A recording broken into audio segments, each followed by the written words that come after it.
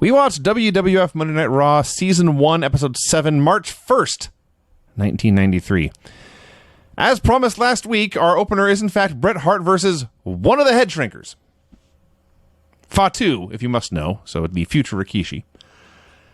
So, I don't know why, but at random, for no apparent reason, Rob Bartlett decided to do the entire show in an Elvis costume.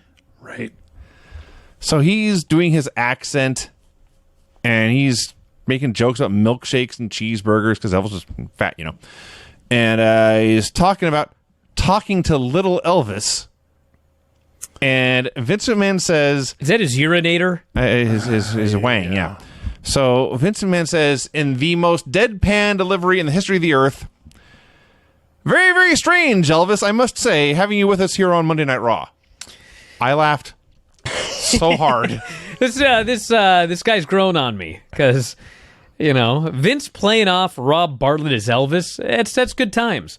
And it also was interesting to me, because you watch these old Raws, and they're not very good. No. But you know they're pro wrestling. And Sure. Vince talks about pro wrestling, and he talks about how Bret's a great pro wrestler, and he's talking about wrestling, and he talked about Doink, how, you wouldn't think a man in a clown costume would be a good wrestler, but in fact, he is a very accomplished grappler. He's marking out for the wrestling. And I was like, you know what, if I could ask Vince McMahon one question, probably would be, when did you start hating wrestling and why? Because, you sure do love it in 1993. But anyway, on a cruise. The other thing that I thought about was, it's just so different now because it's so overproduced and no one's allowed to do anything, and you've got no freedom. It's very sterile. And 1993, Rob Bartlett fucking showed up dressed as Elvis, and he was like, "Can I do Elvis today?" And Vince was like, "Oh, whatever." And he did the whole fucking show dressed as Elvis, and it wasn't great. You don't got to go out of your way to see it, but it was different, and it was wacky, and it was fun, and we don't get a lot of different, wacky, and fun on WWE TV nowadays. I don't see Vic Joseph doing NXT in a random Elvis costume. No, it just wouldn't happen. That'd be strange.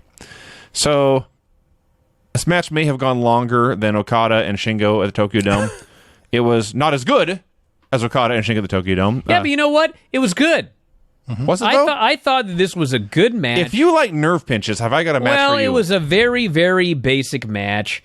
And Bret had a couple of spots that were different. Like, there was one spot where he was running the ropes. He was good, and he acted like he tripped. Yeah.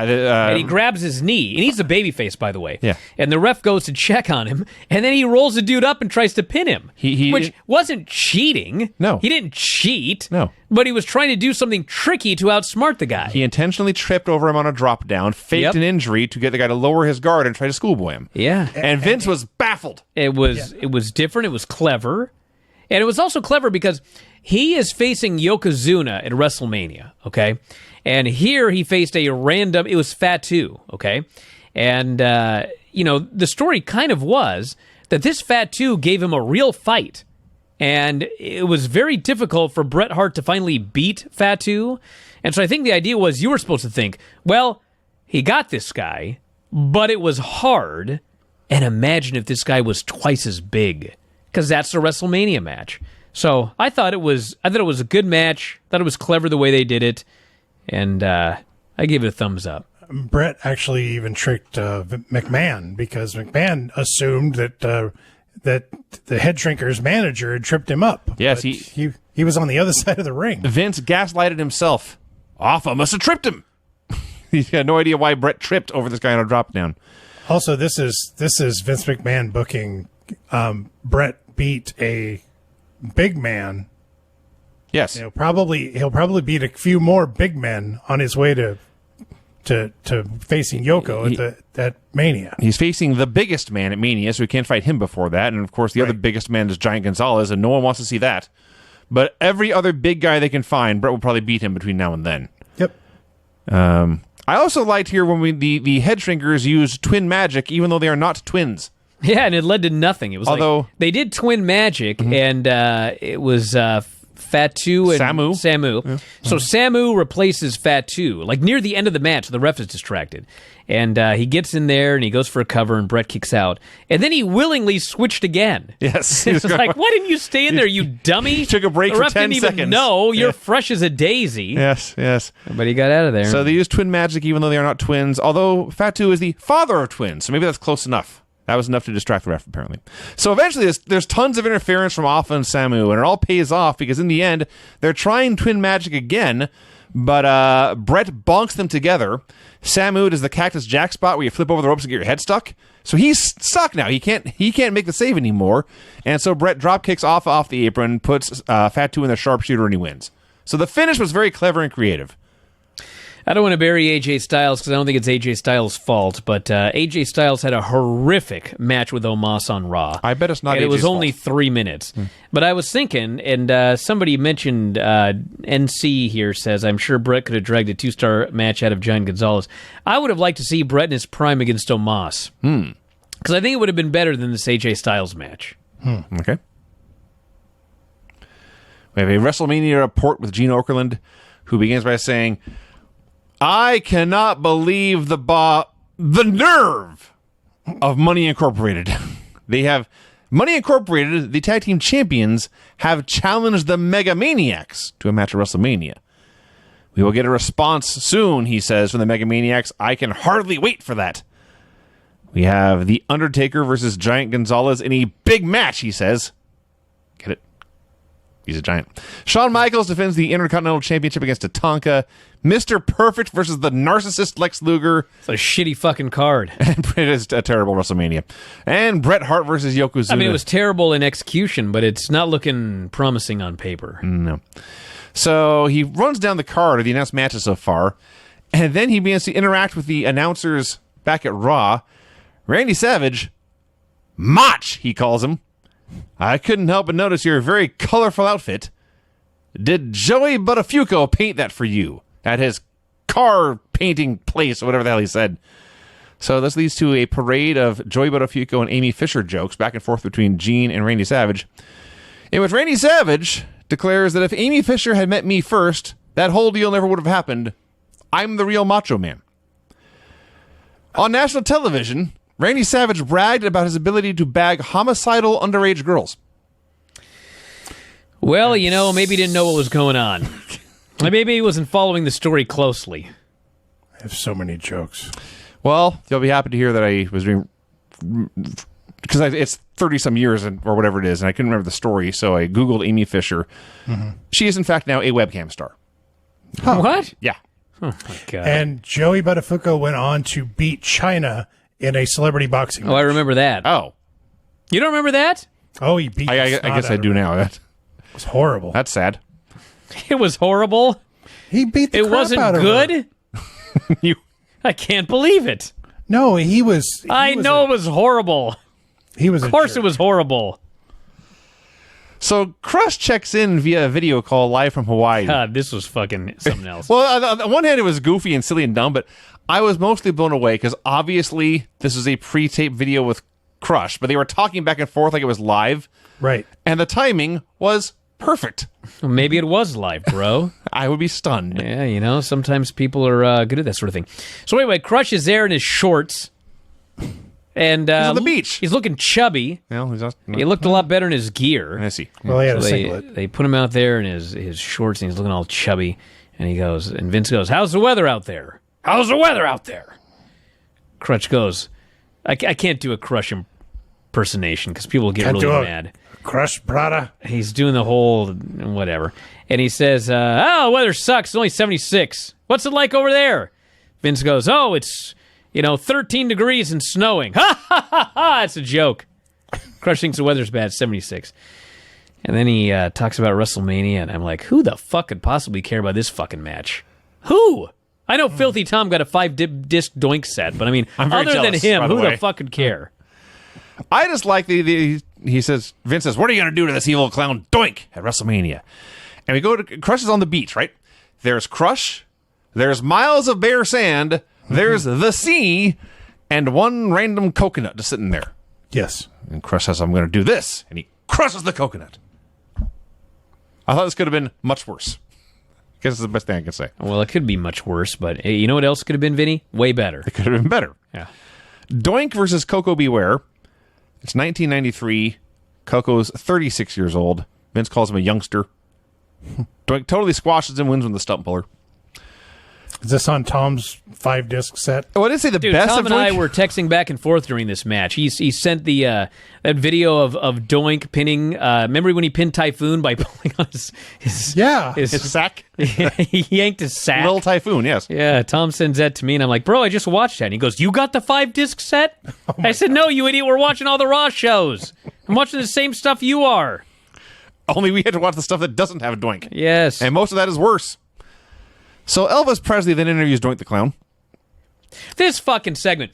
So they got Bartlett here. He's dressed as Elvis. They got an evil clown who just pinned the youngster Coco Beware.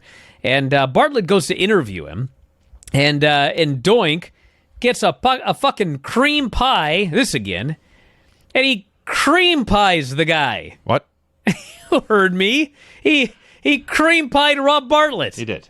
No. And you know what happens? The fans go, yeah! They start cheering. Yes. They start cheering for the evil clown. That's exactly what happened. They wrote this fucking segment and thought they were going to boo the fucking clown for cream pieing Rob Bartlett. You kidding me? Who fucking thought that was going to happen? God. Who would have thought that Rob would have wore the cream all over his face the rest of the show? I could have told you that. And Vince Professional. was just fucking dying.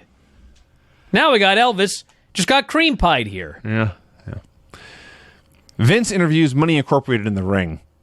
So DiBiase starts to make some topical jokes. This thing just went on forever. So the deal is the chief executive of... What's with the chat? What are they talking about? So I just told you what happened on the show. Don't yell at me. the chief executive of American Express has stepped down It wasn't an apple pie.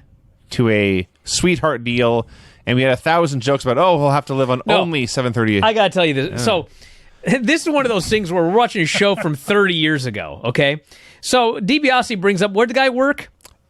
American Express. American Express. That's a fairly big company, Sure. right?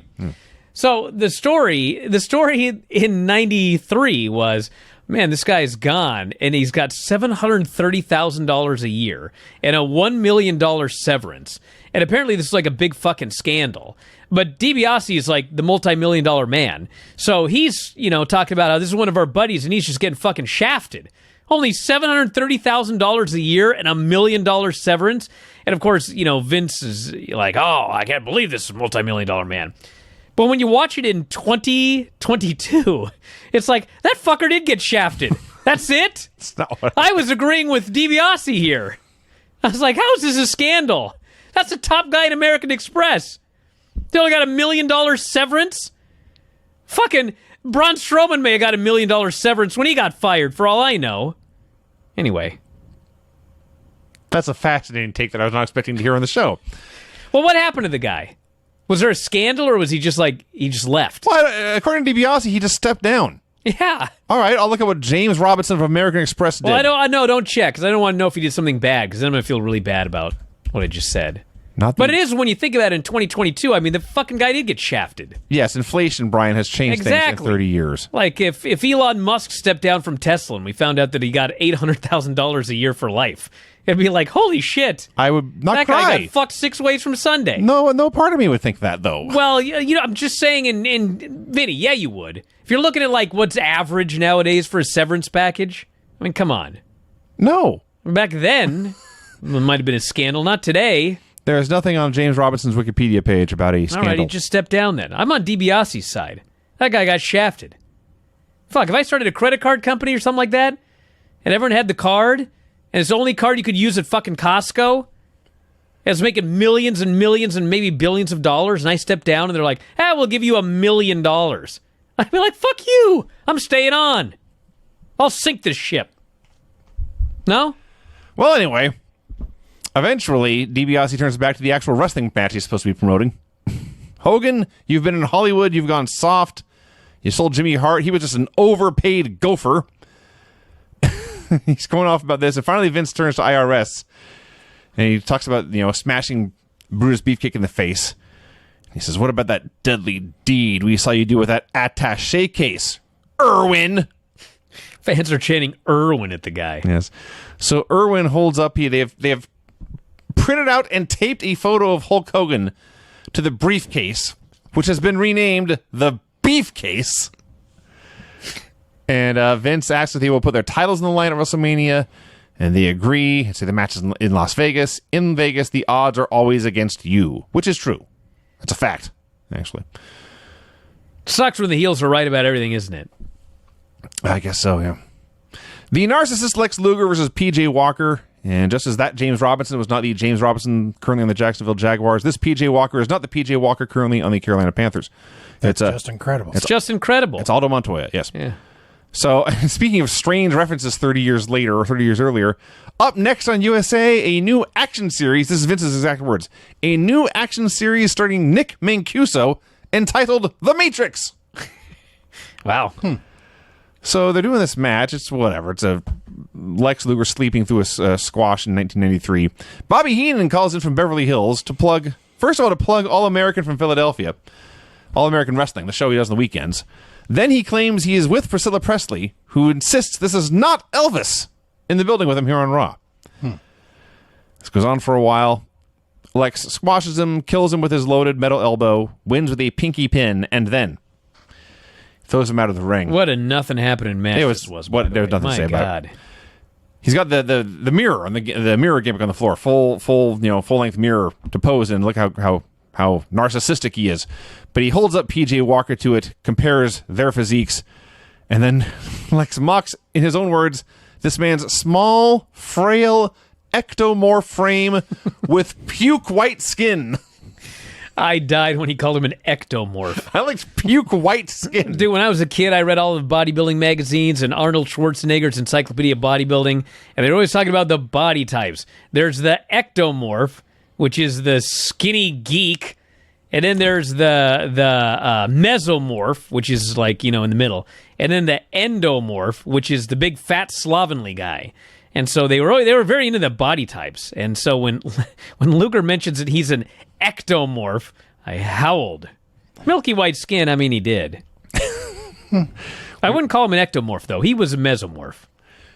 We were watching at Buddy Wayne's house. We were watching old Portland stuff one time, and there was a Buddy Rose, Rip Rogers promo. And Rip goes on a speech. It wasn't even really like a wrestling promo. It was a speech about ectomorphs and endomorphs, and they eat too many carbs or too many fats and how to avoid this. And he wasn't like bullying the fans, or I mean, kind of was, but really he was trying to help them. It was a very educational speech. I haven't heard anyone use the terms ectomorph, endomorph, and mesomorph in like decades. Maybe they still do in the bodybuilding magazines, but back in the day, everybody, if you lifted weights, you knew about ectomorphs, endomorphs, and mesomorphs. But maybe times have changed. Now everyone's a mesomorph. There is that. It's just a different scale. There's that. So as we're going to break, Vince plugs the next match featuring the Steiner brothers, Rob and Scott. So it's Rob and Scott Steiner versus Dwayne Gill and Barry Hardy. If you watched Wrestle Kingdom Night 1, you may have thought to yourself at some point, man, Will Ospreay has the worst haircut I've ever seen. You're wrong. You're wrong, because you haven't seen Dwayne Gill's bald eagle mullet, where he has dyed what little hair he has on top and in the back, but the sides are still black. Or dyed the top blonde, the sides are still black. It's hideous. So the Steiners are destroying these dudes. They're amazing. What were they even doing on Raw in 1993? How did this happen? They don't fit at all, but they're so great it doesn't matter. And eventually Scott pins Dwayne with a Frankensteiner. God, he sets up for that Frankensteiner, and he lands right on his shoulder, by the way. I have no idea how he didn't separate his shoulder doing this move. But he hits that Frankensteiner, and this fucking crowd lost their shit. Yeah. Like, they couldn't even believe they saw a 270-pound man doing a Frankensteiner. Frankensteiner in 1993. Nowadays, it's like, Actually, Braun Breaker did the Frankensteiner a few weeks ago, and the fucking place went nuts. But they went crazy for that Frankensteiner. The same style of Frankensteiner off the ropes? Yeah. Yeah. Wow. He did a Scott Steiner Frankensteiner. Wow. Yeah, it was impressive. Awesome. Braun Breaker's very impressive, yes.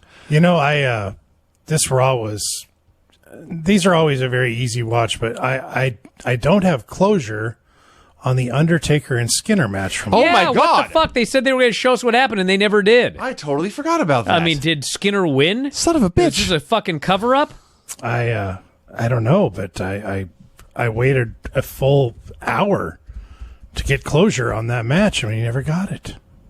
I can't believe they didn't open with breaking news on who won the Undertaker versus Skinner. I had trouble sleeping last night.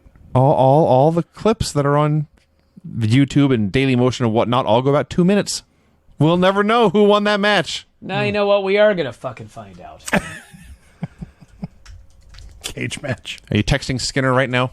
Texting fucking Skinner. Texting Mark. Aha. Let's see. Did you beat Skinner on Raw? Let's see. Did you beat Skinner on Raw?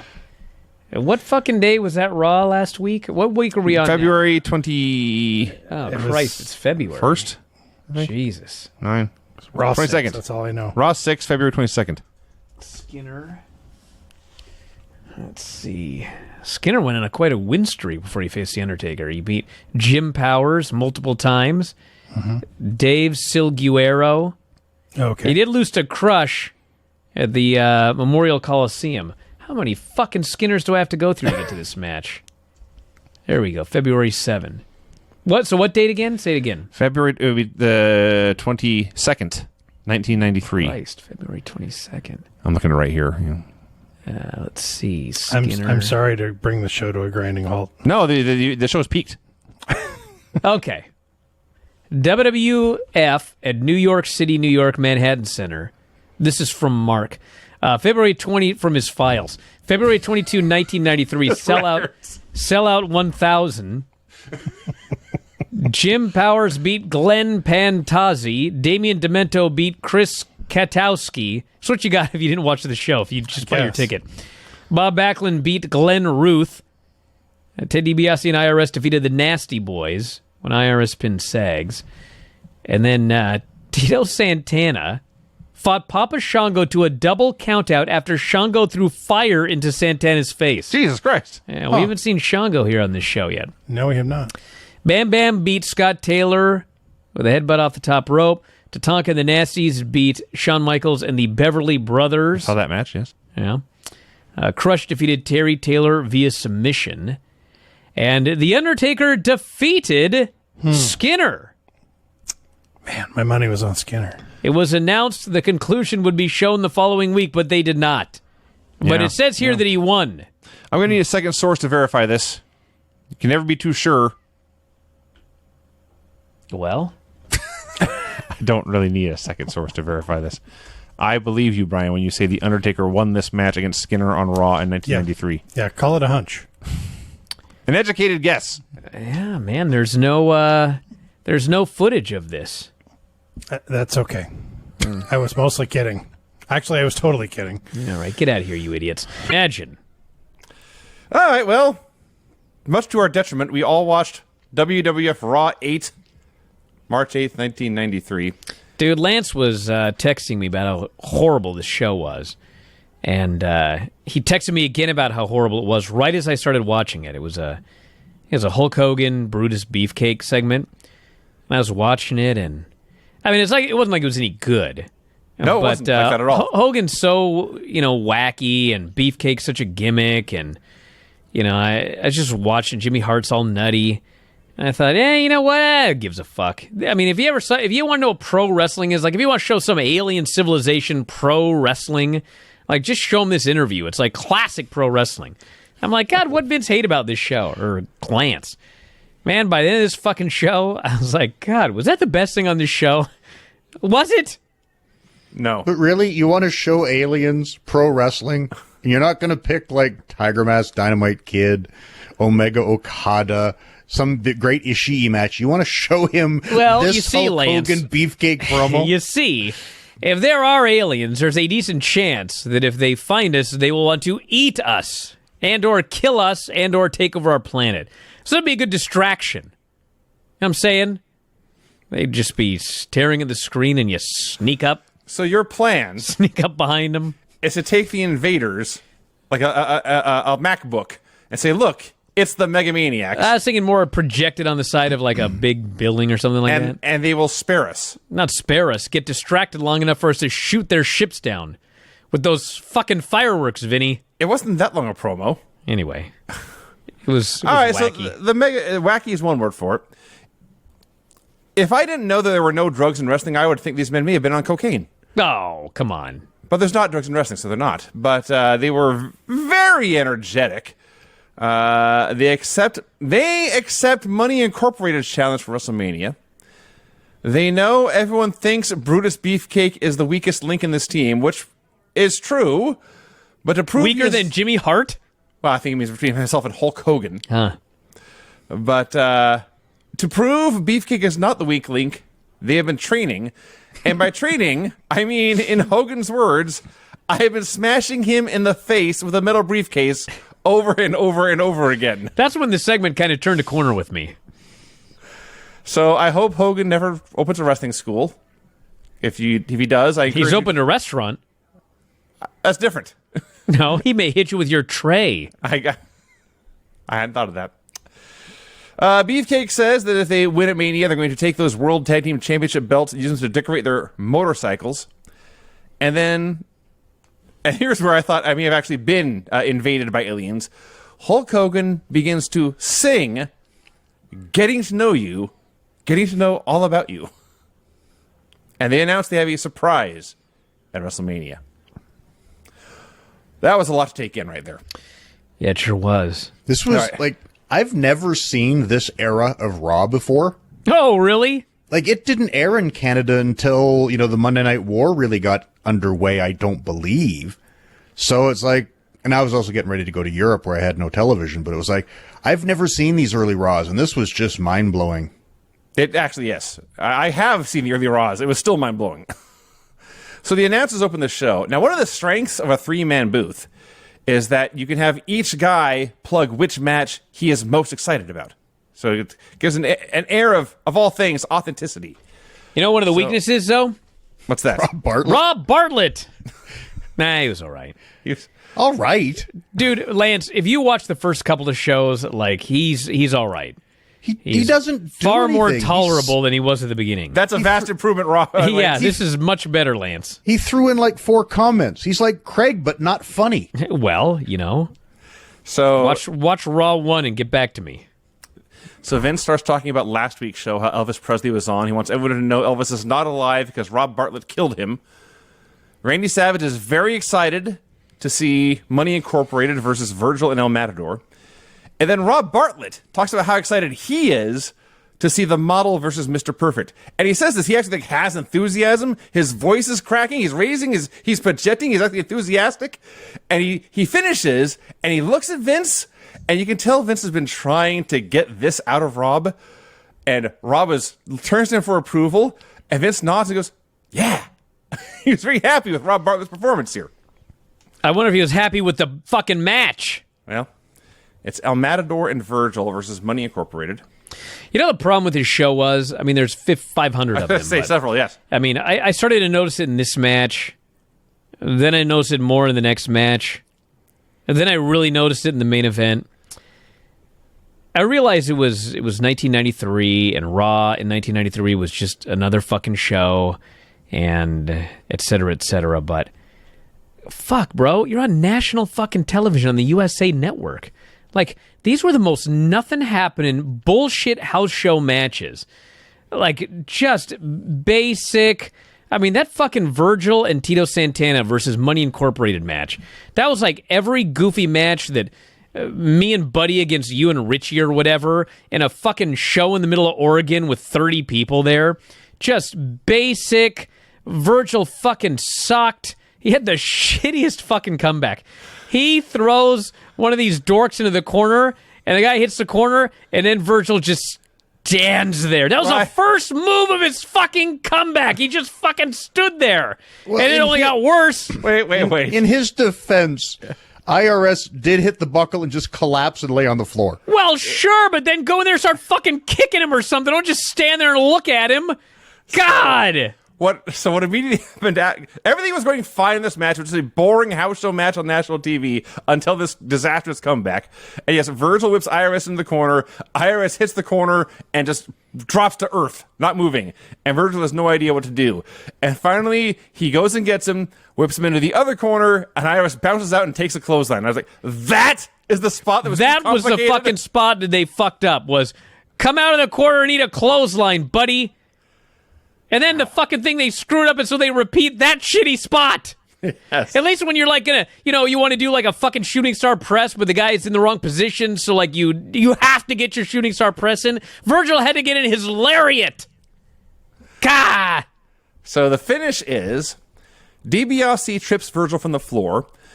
Virgil goes after him. I think DiBiase might have necked him on the ropes, but anyway. No, he just tripped him. Okay, just tripped him. And then DiBiase just lifted him up and gave him a back suplex. IRS gives him a back suplex. Yeah.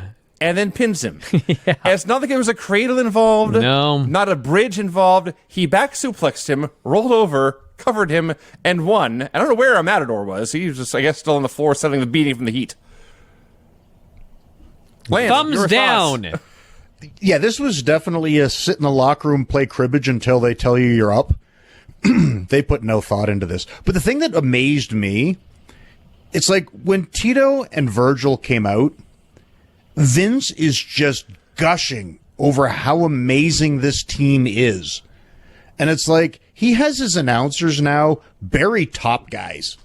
And it's like he's putting these guys over like they're $1 million. And they took like 75% of this match. And it's not the way they treat baby faces anymore. It's like, this is Virgil and Tito in 93. And he gave them almost the entire match and put them over on commentary. It was crazy. I do have to say one thing, and I realize that I buried Virgil and I said that he sucked. And I'm not going to take that back. But when you think about this spot, I still can't get over this spot. Virgil gets a fucking hot tag, okay? He gets the hot hand, and the first thing he does is he whips IRS into the corner, okay? Uh-huh. So IRS thought, I'm just going to crumple the first move of his comeback. You know what I bet happened? I bet you Virgil in his head thought, I'll give him a buckle and he'll feed out and I'll clothesline him and he'll bump. Well, of course. And he probably whipped him into the buckle and said, take a buckle, come out and bump.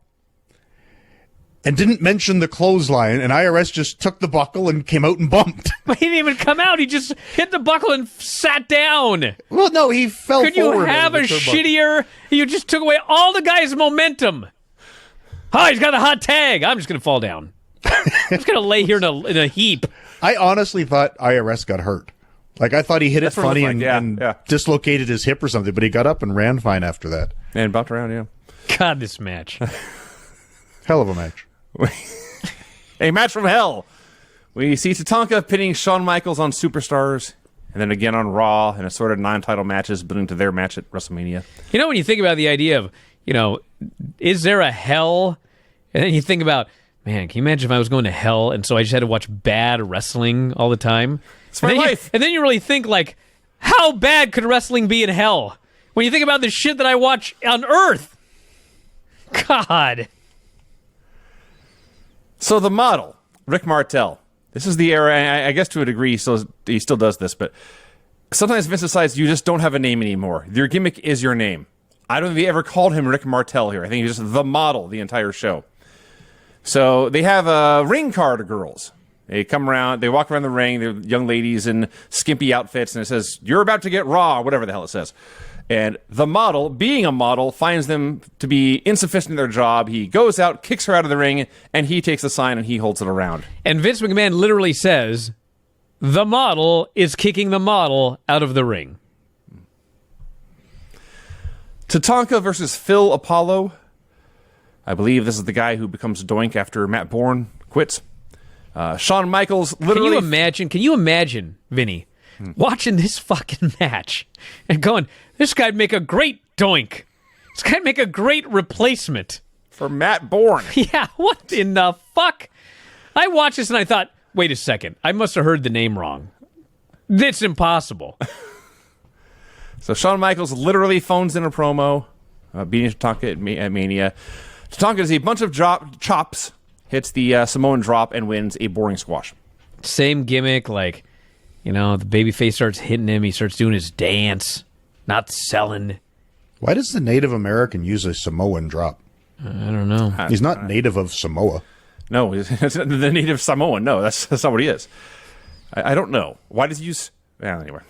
I prefer that over them coming up with some horribly racist Native American... Well, I mean, they at some point, they start calling the move the papoose to go. Actually, well, yeah, you're right. Yeah, that's worse. Mean Gene hosts the WrestleMania report. Announces again that Hulk Hogan has accepted the challenge of Money Incorporated, and now we have a double main event with the world title match and the tag team title match. We get promos from Bret Hart and Yokozuna. Bret announced that he has watched Yoko squash everyone. Yokozuna is undefeated, and Bret respects that, but they don't respect me. He promises that he will, by the end of the night, Yokozuna and Mr. Fuji will respect him, and he will retain his belt.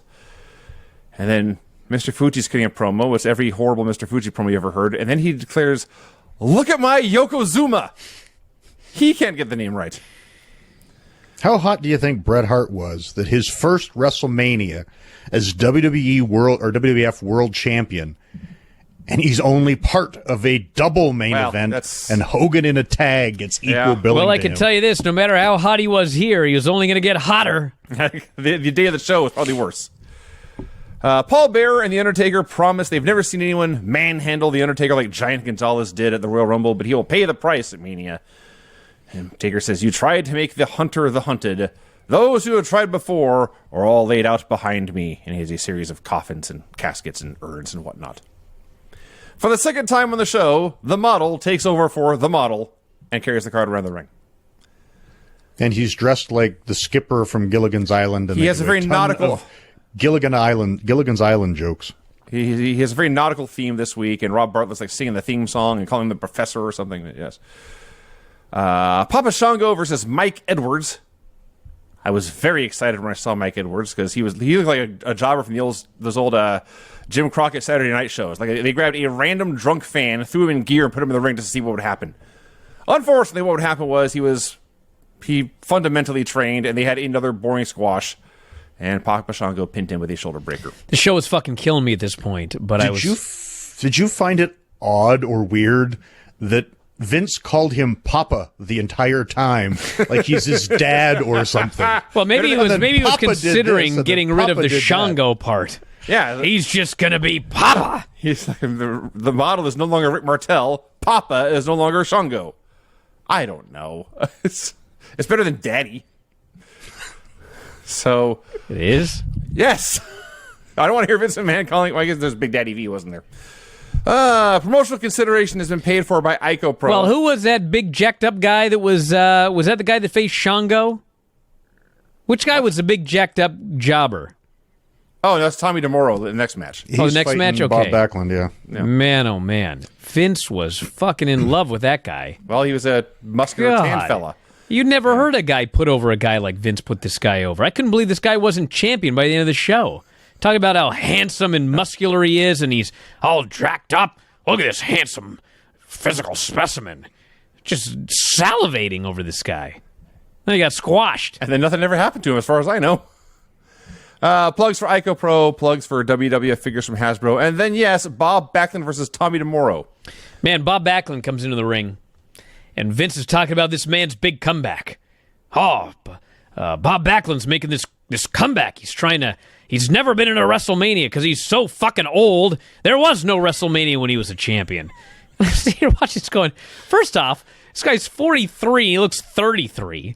Second off, like he's a year younger than AJ. He's a year younger than AJ. He's 2 years younger than Bobby Lashley.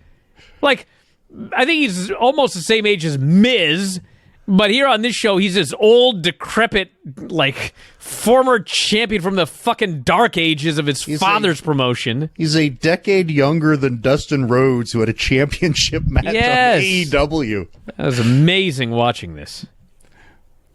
Then he killed this young heartthrob. What's his name? Tommy DeMoro. Tommy the Heartthrob Morrow. eventually. So first, back then, what's a handshake? And DeMuro was like saying no and taking time to flex his large arms, and Vince is drooling and ogling him. And the stalling just goes on forever and ever and ever. And finally, Rob Bartlett is sick of the stalling. He refers to Tommy DeMuro as, and I quote, a pant load. That's his best line. So finally, the action starts, and I literally could not believe my eyes. Here on Monday Night Raw in 1993, they start pummeling. Like it's a Greco-Roman match. I couldn't do what's happening. They do a bunch more amateur stuff. I was reminded of the story. I think it's Regal, but there's a story of somebody was doing a match with a great technical wrestler. Regal, just hang on. Yes, I don't think I can hang with you on the mat. And Regal says, just hang on. And they got through it. You could tell this was a just hang on match. If you pay attention, Tommy DeMuro was just hanging on, and Backlund was carrying him through all these reversals and counters and takedowns and switches. It was actually fun, but it was so bizarrely out of place on this show in this era. And then the best thing ever is, I forget what exactly the finish was. It was like a quarter Nelson pin or something like that. Cravat cradle and thing, he pins him, and the Macho Man, Randy Savage, says, "What a cute pin." He said cute. He called the finish cute. Fucking was dying. This show's so horrible, but it's still like fun. And I will also point out here, as much as we hate when they harp on some of these things today that don't seem that important in the big scheme of things, that in the training center what they're teaching guys to do, and we always think there's more important things. When you have a guy who actually literally does not know where the hard cam is, Bob Backlund never once turned his face to the camera in this match. For his intros, his back's to the camera, he's waving the crowd over here, he's facing off here, when he celebrates, he's pumping his fist up here.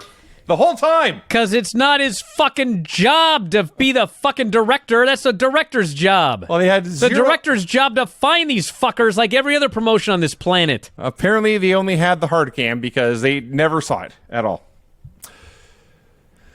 Rob Bartlett is disgusted by the model. So, of course, they send him back there to interview him. His question is, I'm not making this up. He didn't call him by name, so I was wrong about that. But he says, Rick Martel, what is your deal, man? So the model's only line is that Bartlett has no class. These card girls have no class. Look at me. I'm the best. I have class. Those girls have no class. This building has no class. Mr. Perfect, you say you're perfect. Profession is boring. I'll show you what exciting is all about. And he has class. The model versus Mr. Perfect. Bro, this was when I just went off the fucking cliff. I was like, I've sat through 40 minutes of absolute shit. But now, how in the world could Curt Hennig versus Rick Martel, how could this not be a great match? And the answer is they thought they were on a house show in Moose Jacket, Saskatchewan. A sea town. 15 fucking people in the crowd.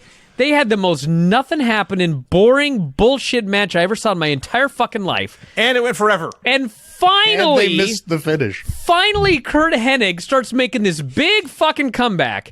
And Vince goes, that would be a great time to go to a break. And I went, what?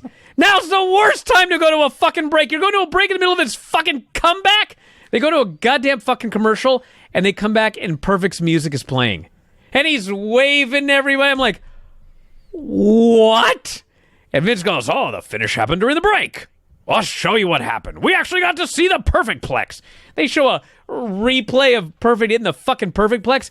And then I'm thinking, oh, they're going to show the replay and be off the air.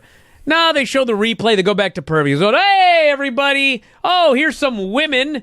I'm going to let all the women into the ring. And he sits on the rope, and he lets the first girl into the ring, and then he sits on the other rope, he lets the other girl in the ring, and then he holds both their arms, he starts strutting around, and he's waving. I'm like, how much fucking time do we have left? And you couldn't fucking show us the finish? God! That's what set me off. But this was Vince's booking genius to get Mr. Perfect over as a babyface.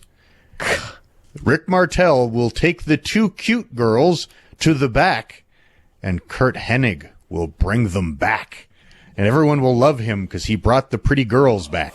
Yes. That's the build for babyface Curt Hennig to WrestleMania. Yes. against in a big match against Luger. Yeah. Fairly Which big Vince match. professed at the beginning might be one of the greatest wrestling matches ever. Yeah. I contend it wasn't. You know what? It wasn't. I haven't seen it in a long time, but I would bet it's not. Although, you know what? On that WrestleMania, it might have been the best match on the show for all I know. I'd have to go back. I mean, the pickings are fucking slim. Did you mention, Brian, that this commercial break that happened during the finish, it was also the second commercial break of the match? Because it just went forever? And it wasn't good. No. It was another house show match. Like, it's like they haven't figured out they're on national television live yet. It was a house show match where they were the only two guys. There was like a blizzard, and they were the only two guys who made it to the building on time. So you guys got to go 60. You know what it probably is? So this is like the brand new era. Is like in WWF, you used to get paid peanuts for television because you got paid Yes. off the house. Yes. And these guys were probably looking at like, this is a tiny house for television. I'm going to get my $150. I'll work hard on the house shows where there's like a big gate and I'll actually get a payday. Because TV up until this era was you showed up, you did a bunch of squash matches, and then you left. They're not used to television matches being important. They used to just cut promos on television to squashes, so they probably weren't accustomed to actually thinking television was big or that you got paid well for television. That's true, by the way, everybody. If you've never heard those stories, I mean, in that era, you didn't get paid jack shit to do television. Because the theory was, I'm doing you a fucking favor by putting you on national television. Like, you're lucky you're getting paid for this. And they get paid off the house shows and the pay-per-views and that sort of thing. But TV, like, some guys were making probably like $50 for television. National television. That's what you'd make. It's very strange. So the highlight, if you want to call it that, of this match actually didn't happen in the ring. It happened on the announce desk. At the announce desk. So Rob Bartlett had... I still don't honestly know how he got this job, but he was clearly in way over his head from moment one. And there's the three dudes talking, and there's just nothing happening match. They're trying to fill time. They're trying to put on a show. And Savage starts talking about Bartlett's performance last week as Elvis Presley. And he says something about how there's a big movement to bring Elvis back next week to replace you. And Bartlett mutters, yeah, there's also a big movement to bring back Bobby Heenan to replace you. There is the most painful pause you've ever heard as Randy Savage contemplates whether he should murder this man on live television or not. As Rob Bartlett ponders, am I about to be murdered on live television? As Vince ponders, can I get them to a break so at least the murder will happen during the commercial break? And eventually Savage comes out of it and says something like, you're funny, Bartlett. Not like, ha ha, but it's cool. And Bartlett figures that he is treading on treacherously thin ice and just starts being Elvis again in an attempt to make Randy happy and not murder him. Did you catch? I remembered it when you did that. At the beginning of this match, Vince asked Randy Savage who's he picking, and he says Rick Martel. And then Vince asks Rob Bartlett who he's got, and with like no comedy, just deadpan, he goes, "Didn't you tell me Perfect's winning, Vince?" And Vince like cuts him off right away. I did not catch that. I think Bartlett accidentally stooged off that Vince gave him the finish ahead of time. Oh, God. Jesus Christ. Didn't you tell me Perfect's winning? Well, everyone, that was Raw 8. Next week, Kamala in action, Oh, Razor Ramon in action, and in your main event, Bam Bam Bigelow versus Typhoon. oh my God. That sounds horrible. So this show ends. Especially if it's a house show match. Oh my God. So Lance, I also got the text from Lance warning me about what a terrible show this was, and so my expectations were low going in, and like for a while I was like, it's bad, but all these shows are bad, and then by the end of the show I was just done. And when it was over, as you all know, if you listen to the show for any length of time, I'm a eternal optimist. I'm always trying to find the bright side of things. All I could think was, can you imagine if this had been a 2-hour show Oh, and we had to watch 60 more minutes of this garbage? God. Jesus. So yeah, thumbs down to Raw 8. Well, luckily we have many, many, many, many, many, many years before it goes to 2 hours. So that I am thankful for. And the show has peaked. No, we got to talk about Raw 9. The show has peaked. I feel like we should, I need a break. All right. Well, I guess I don't get a break, so move on. We watched WWF Monday Night Raw, You're not going to get a break. March 15th, 8 days a 1993, week, baby. Episode 9. So the announcers for this program, not the usual crew. No, they're snowed in. Well, no, they were getting an award. Yeah, Vince was getting, I don't know if the award was bigger or less big than the award that he made for himself at the end of the show. I see. But he was getting an award. But regardless, filling in for the usual crew is Gorilla Monsoon, Bobby the Brain Heenan, and the greatest announcer in the history of this or any other sport, Rob Bartlett as Vince McMahon. Oh, and you've turned a corner on this guy finally? Some of you may go back, some of you critics or trolls like to go back and, freezing cold takes. You may find I've said a harsh word or two about this Bartlett fella in the past. I was wrong. I was terribly wrong. Dude, his Vince impression goes nonstop. It drives Gorilla Monsoon in particular completely insane. There were 5 times that I counted when I had to stop the show because I was laughing so hard. So it's Gorilla and Bobby being Gorilla and Bobby. Part of the key is not just what a good job he did as Vince, but it was how irritated he was making Gorilla Monsoon. Yes. Because Gorilla Monsoon, I know we all grew up with Gorilla if you're old. He was a favorite of our childhood, but he's not that good. But he's very good at being agitated. And we used to love that he would get agitated at Bobby the Brain Heenan. That was the comedy. That was the fun. Heenan would rile him up. Gorilla would get agitated. They'd go on some field trip. It was fun memories of primetime wrestling. But Bartlett, getting Gorilla so angry that he wanted to beat his ass, that was worthwhile.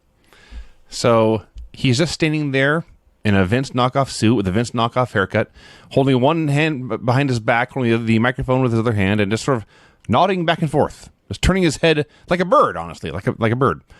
And he's doing this shtick, and they say there's a big blizzard that has thrown a monkey wrench into Raw, but the superstars who could make it here have made it here. Bobby Heenan will interview Giant Gonzalez. We have Papashango versus Bob Backlund, and the Head Shrinkers versus the Nasty Boys. And then they explain that Vince McMahon and Macho Man are not there. They are somewhere else in New York, receiving an award from a leukemia foundation for the charitable work they have done, presented by the immortal Hulk Hogan. And they do this, and they're getting an award that is being presented by Hulk Hogan. Okay. And Bartlett, he starts off low key. This is part of why it was so great. He didn't unload with all his best stuff, but he's just there being a wacky Vince character, and Brain and Gorilla are just baffled. And I should add, by the way, it doesn't say Rob Bartlett. It identifies him as not Vince McMahon. This is part of the comedy. So the opener is Razor Ramon versus Ross Greenberg. Ross Greenberg is a tremendous dork. Oh, my God. Some geek with a flat top and a rat tail? What a dork. Well, that too. God. That too, but I was thinking more... I couldn't believe somebody went in public like this, much less wrestled on national television. Very you know that when he's done, he's got to go out in public with a flat top and a rat tail? God, how does someone do that? You know the only thing worse than a flat top and a rat tail? An overbite and a thumbs up. That's what Ross Greenberg did.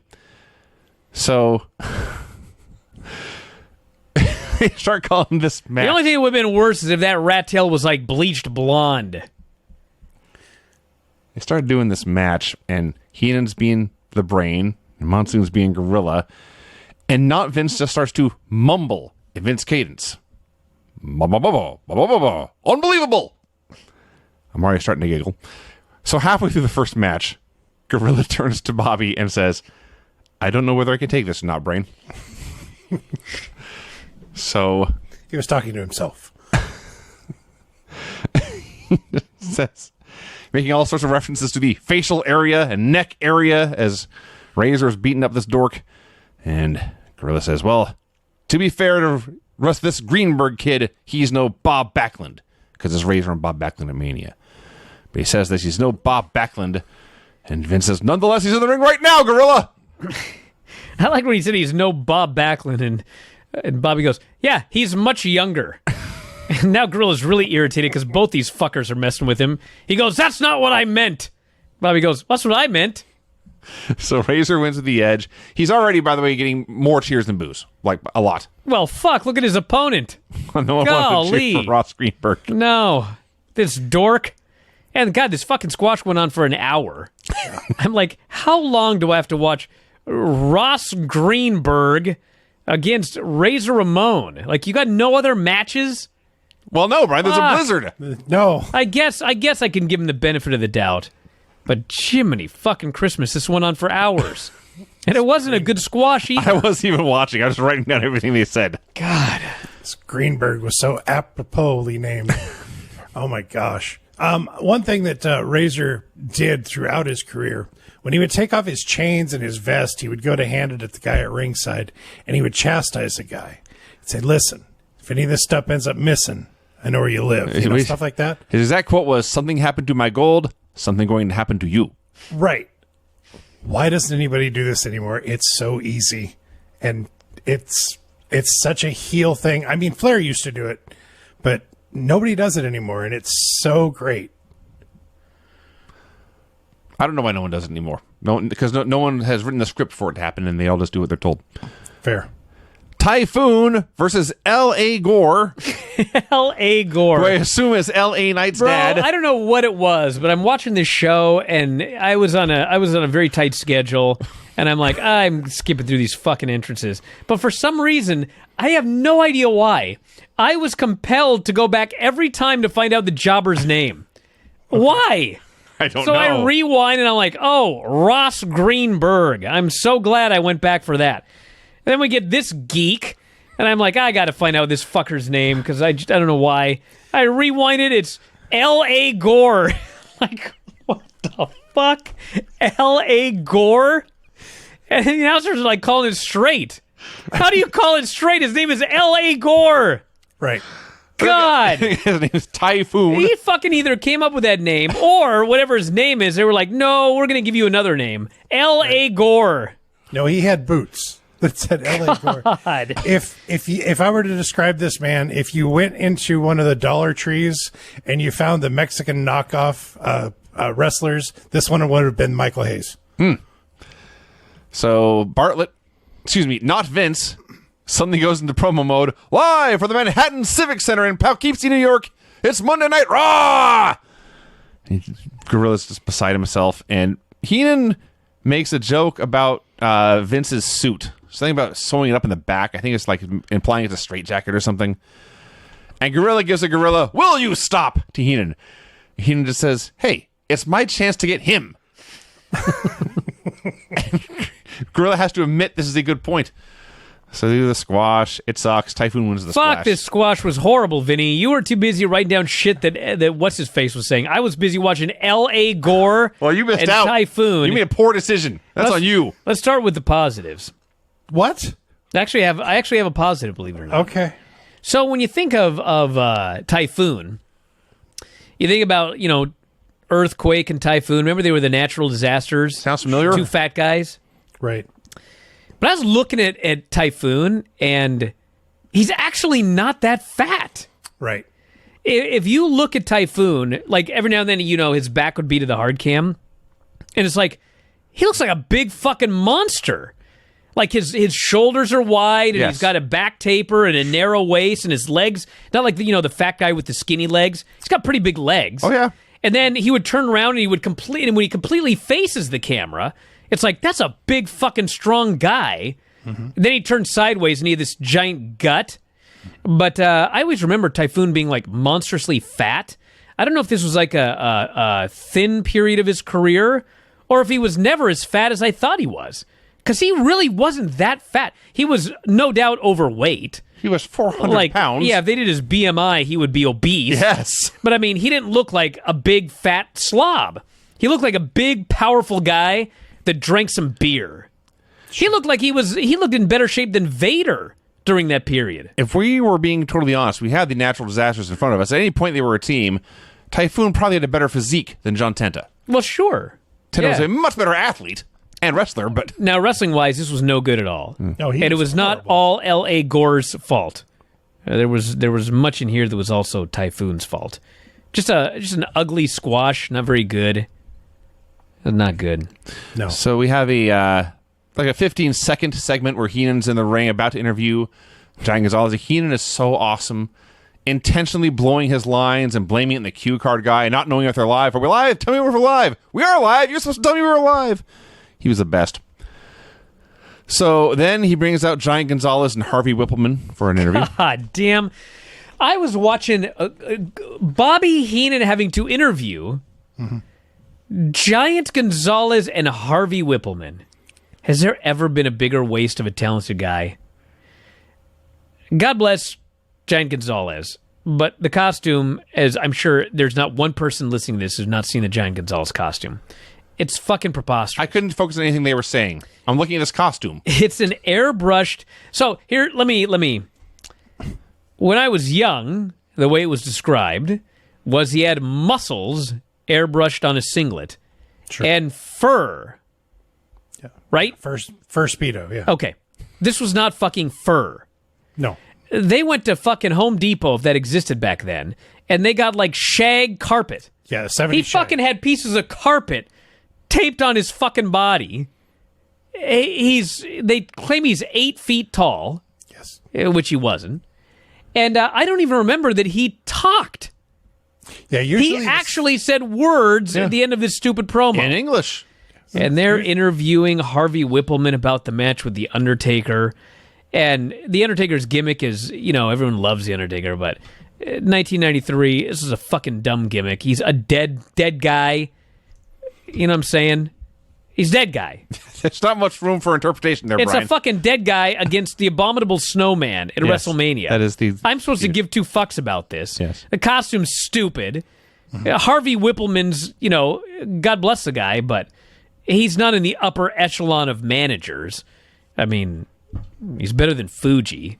But, fuck, what a waste of time this segment was. And I did not want to see this match when it was over. No. I dreaded it. Yeah, usually the 70s shag is under the Speedo. I was going to say, I'm looking at this, and it's so beyond ludicrous, this Giant Gonzalez suit. And part of me is thinking, were we supposed to think that he is a very hairy, naked man? I can't tell if we're supposed to think that was his actual muscles. I don't know. I mean, I watched this show, and I don't put it past Vince thinking we'd buy it.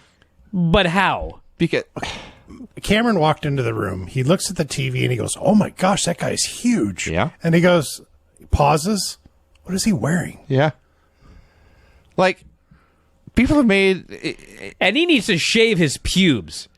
Fair. I mean, that's supposed to be hair, right? I think that's what I'm asking. Like, the stuff on his shoulders is undoubtedly supposed to be hair. Yeah. So the thing on his waist, that's not a loincloth. No, that's his bush. He's preposterously hairy. That's okay. So we're on the same page Yes. here. Yeah, because he's Disgusting. He's not supposed to be even a caveman. He's a wild animal, and this is his pelt. His pubes extend down his legs. And not the inside, the outside. The calves and his forearms too. Not his palms, thank goodness. Just his forearms. But this is bizarre. Anyway, he finally declares Undertaker. Well, of course his palms are not hairy, Vinny. He can't even find that thing. Oh, Brian, I will admit, I hadn't thought about that. I had not put that much mental footwork into figuring out how that would happen. Thank you. Good thing he doesn't smoke. That's all. Giant Gonzalez declares, Undertaker, I have a giant surprise for you, and that has a whole nother meaning now after this conversation. There's a Hulk Hogan video. He's making his big return at WrestleMania. I love dick jokes. So they put Hogan they put him on a literal pedestal, and he's doing the Hogan pose, and he's in silhouette. The wall behind him is lit up like gold, so you just see the Hogan shadow, and it starts to spin slowly as he holds the pose, and you hear the voiceover guy. He has sold out more arenas. Speaking of hairy palms, Jesus, this fucking Golly. segment with Hogan. God. George Foreman and Sugar Ray Leonard put together, and he's back at WrestleMania. Papashango versus Bob Backlund. What a horrid display. God. Heenan just gets not. Somebody, hold on a minute. No. Somebody, I realize there's a lot of snow, Sure. but fuck, even if there's snow, it's like, oh, I got a match to put together. Not like Bob Backlund and Typhoon. Let's put Bob Backlund and the Voodoo Master in a match together. God. They actually called him the Voodoo King at one point. Yeah. He's fucking doing voodoo, and the other guy's an amateur wrestler. Like, fucking straight out of... His character hasn't changed yet. He's still 1981 Bob Backlund in 1993 facing a Voodoo Master. I like how the Abominable Snowman and the Witch Doctor made it to the show, but nobody else could. Yes. None of the wrestlers did. No, Vile Music, this match did not rule, okay? It had a simple, dumb story, but it did not rule at all. Am I wrong? I literally only remember the finish. So Vince goes on a rant, and he compares Bob Backlund to Mickey Rooney, which, honestly, he looks like Mickey Rooney. This is that's like fair. The smartest thing Vince said on the show. But Gorilla can take no more. And he just softly mutters, I'm going to knock him out. Heenan says, you do that. I'll check his pockets. You can't see the announcers, but I can imagine Gorilla turning his chair saying, do you think there's anything in his pockets? And Brain says, nah, let's just knock him out. So the match continues. This match also went for hours, by the way. Gorilla is trying to be a professional. He tries to feed Vince a line. He says something like, oh, this Papashango is a big guy. What chance do you think Bob Backlund has, Vince? And like 8 seconds go by, and there's no reply. And Gorilla just says, he's brain dead. But this wakes up Vince. He knows he's supposed to do something, so he snaps. Oh, unbelievable. I'm laughing my ass off. Gorilla is begging for a stun gun. I wonder if Delirious watched this as a child, and that's where the old gimmick came from. So he even says it's the best Vince McMahon has ever been. Vince goes on some rant. Yogi Berra. Joe Namath. And he's going and going. And at one point, and I want to stress this, it's not Gorilla Monsoon. It's Bob Morella. But he just screams, stop! He can take no more. I'm crying. Tears are crying down my cheeks. Gorilla says, I'm about to lose control here. Brain's like, Gorilla, I'm agreeing with you. Think how bad this is. Somewhere in here, Bob wanted a small package. Oh, this is the whole point of the match was he just got beaten on and beaten on and beaten on and beaten on and beaten on. It's like a 9-minute rest hold, and then finally Bob just small packaged him and won. That was the match. This is the best Raw ever. Oh, yeah? Really? Yes, actually. No, Vinny, it was not the best Raw ever. I don't remember the last time I watched Raw and enjoyed myself as much as I enjoyed this one. You know what I mean? Well, clearly you didn't watch last night. I did not. Was Rob Bartlett on as Vince McMahon? I think this one was better. Meet Gene doing the WrestleMania report, including for the first time plugging it as the world's largest toga party. Bro, he went on about this toga party for like 3 minutes. Yes. Like, oh, we got all these big matches. Hulk Hogan and Brutus the Barber Beefcake versus Money Inc. for the tag titles. Bret Hart's facing Yokozuna.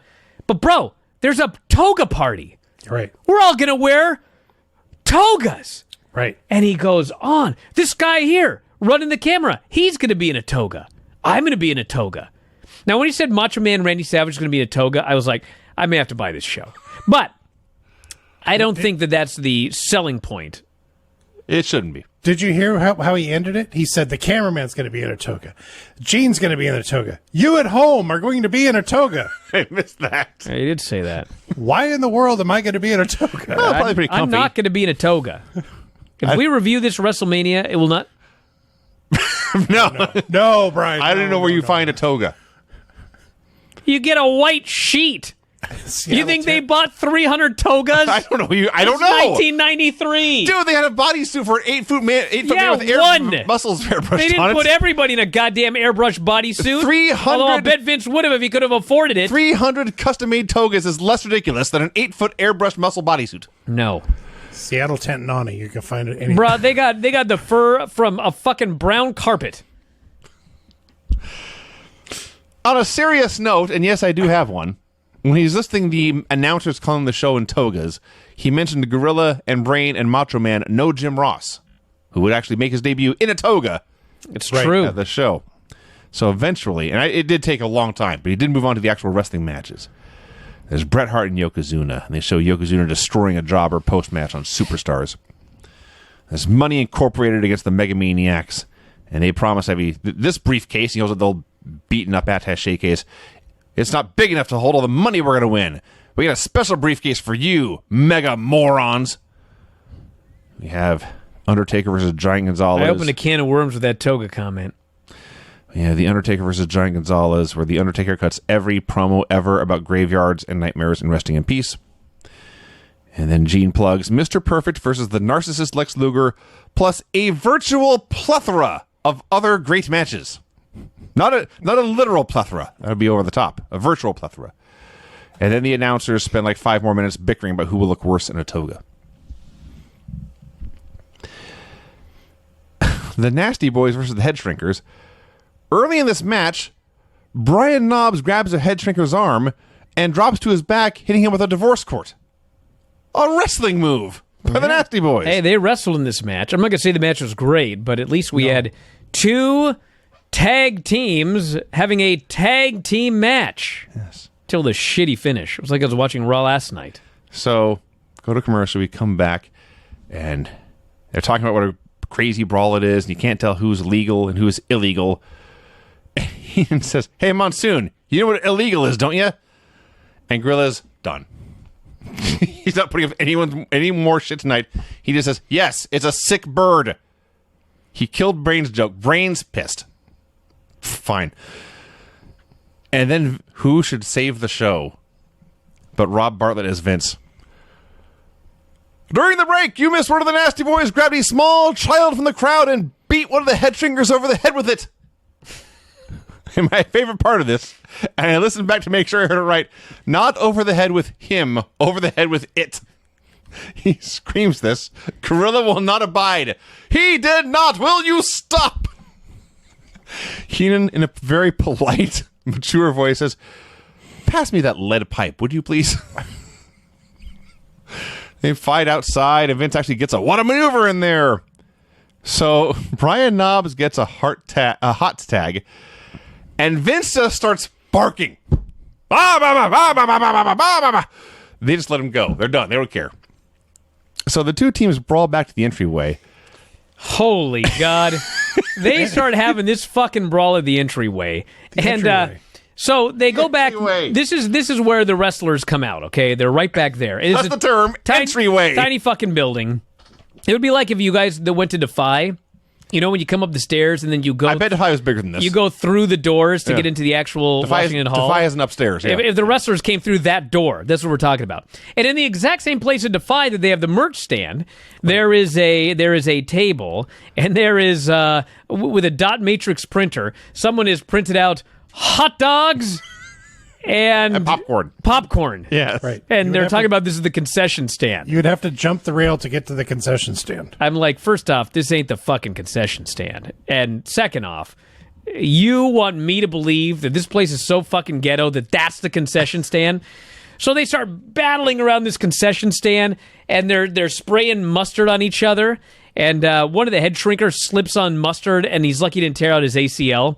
Yeah. And they're falling all over the place. They're hitting each other with food. And I'm like, okay, a food fight, whatever. Like, let's go off the air. Then one of the Nasty Boys grabs a fucking chair. Oh. The head shrinker's gimmick is they got a hard head. Right. So these poor fuckers have to take these chair shots. I think it might have been Knobs or whoever. It was Knobs. He goes, was it? All right. Fucking wham! And this chair just goes right over, like, through this guy's head practically. So, you know, he's pretty much dead, but he has to no-sell it, but it's a brutal chair shot. And then the head shrinker goes to get the chair, and I'm not sure about the first part, but I think what happened was he went to lift it over his head, and he hit the Nasty Boy behind him. Oh, God. And then, after the Nasty Boy gets hit on accident with a chair, he starts to stumble away, and the last scene you see is this head shrinker goes, wha-bam! Right in the back of this Nasty Boy's fucking head. Just waffled him with this chair. And I thought, you guys, like, no joke, you probably did some fucking damage to your brains. For this show, for this concession stand brawl, it literally as the show is going off the air. Dude, Vinny. I wonder Why if you mad at me? I cannot say this was a great show. I see. I wonder if this is where they got the idea. In WCW, they had Harlem Heat against the Nasties, and they did that big concession stand brawl. I don't know if you remember it. I think it was Halloween Havoc. I'm sure the Nasties want to do this every night. Fair. Okay. I just like they couldn't actually do a concession stand brawl. So there's just a long table full of hot dogs and popcorn set up. Yeah. As noted by the entryway. I don't know if people are visualizing this if you didn't see the show. This is an area fans can't get to. Yes. Again, you would have to jump the rail to get to this concession stand. Yes. So presumably it's there so all the wrestlers after their match can grab a hot dog. No, and it was a just a popcorn. gimmick concession stand, Vinny. You get your hot dog and the handshake as you hit the curtain. God. And the Nasty Boys as baby faces. I still just can't figure this out. This was a wacky Raw. There's more. There is? There's the Vince tribute video. Oh, I Which is thought really- that was earlier. No, it's right. It's right. All No, right, you're right. there's a video here. I mean, it's mostly Vince, but it's really everyone who works for him. So it was These are big men. Sean but Mooney. inside, they have large hearts. I believe it was Shawn Mooney doing the voiceover. The term here. is enlarged, actually, Brian. Every superstar has an undying commitment to help the less fortunate. They give freely of their time to help those in need. And they cut all these clips of the do like charity softball games or meeting kids in the hospital, whatever. And there's a clip in a school or a boys and girls club, and it's the Big Boss Man. And from the waist up, he has the Big Boss Man police shirt. Yes. From the waist down, he is wearing the tightest acid wash jeans you ever saw in your life. These were amazing. How did he get into these pants? I don't remember who it was. It might have been the Nasty Boys, but one of them's up at the podium. And Yes, it's the nasties. did you write down what he said? It was just something. You can be as nasty as you want to be, but if you smoke, you're uncool and a jerk. And a jerk. So as role models, we are responsible for teaching youngsters lessons about life. Cut to the Macho Man Randy Savage telling kids to stay away from drugs. It's a one-way straight to nowhere. Yes. They help libraries. They help the Make-A-Wish Foundation. They raise money for Somalian relief. So this whole thing is about all the nice work they do. It's a puff piece. Maybe they show this to like sponsors to try to get deals, whatever. And they just happen. They had to put something on the Blizzard shows. They put it on. But like the last thing you see is like it's like a group photo shot going on. But Vince is there, but he's just one of like 8 guys.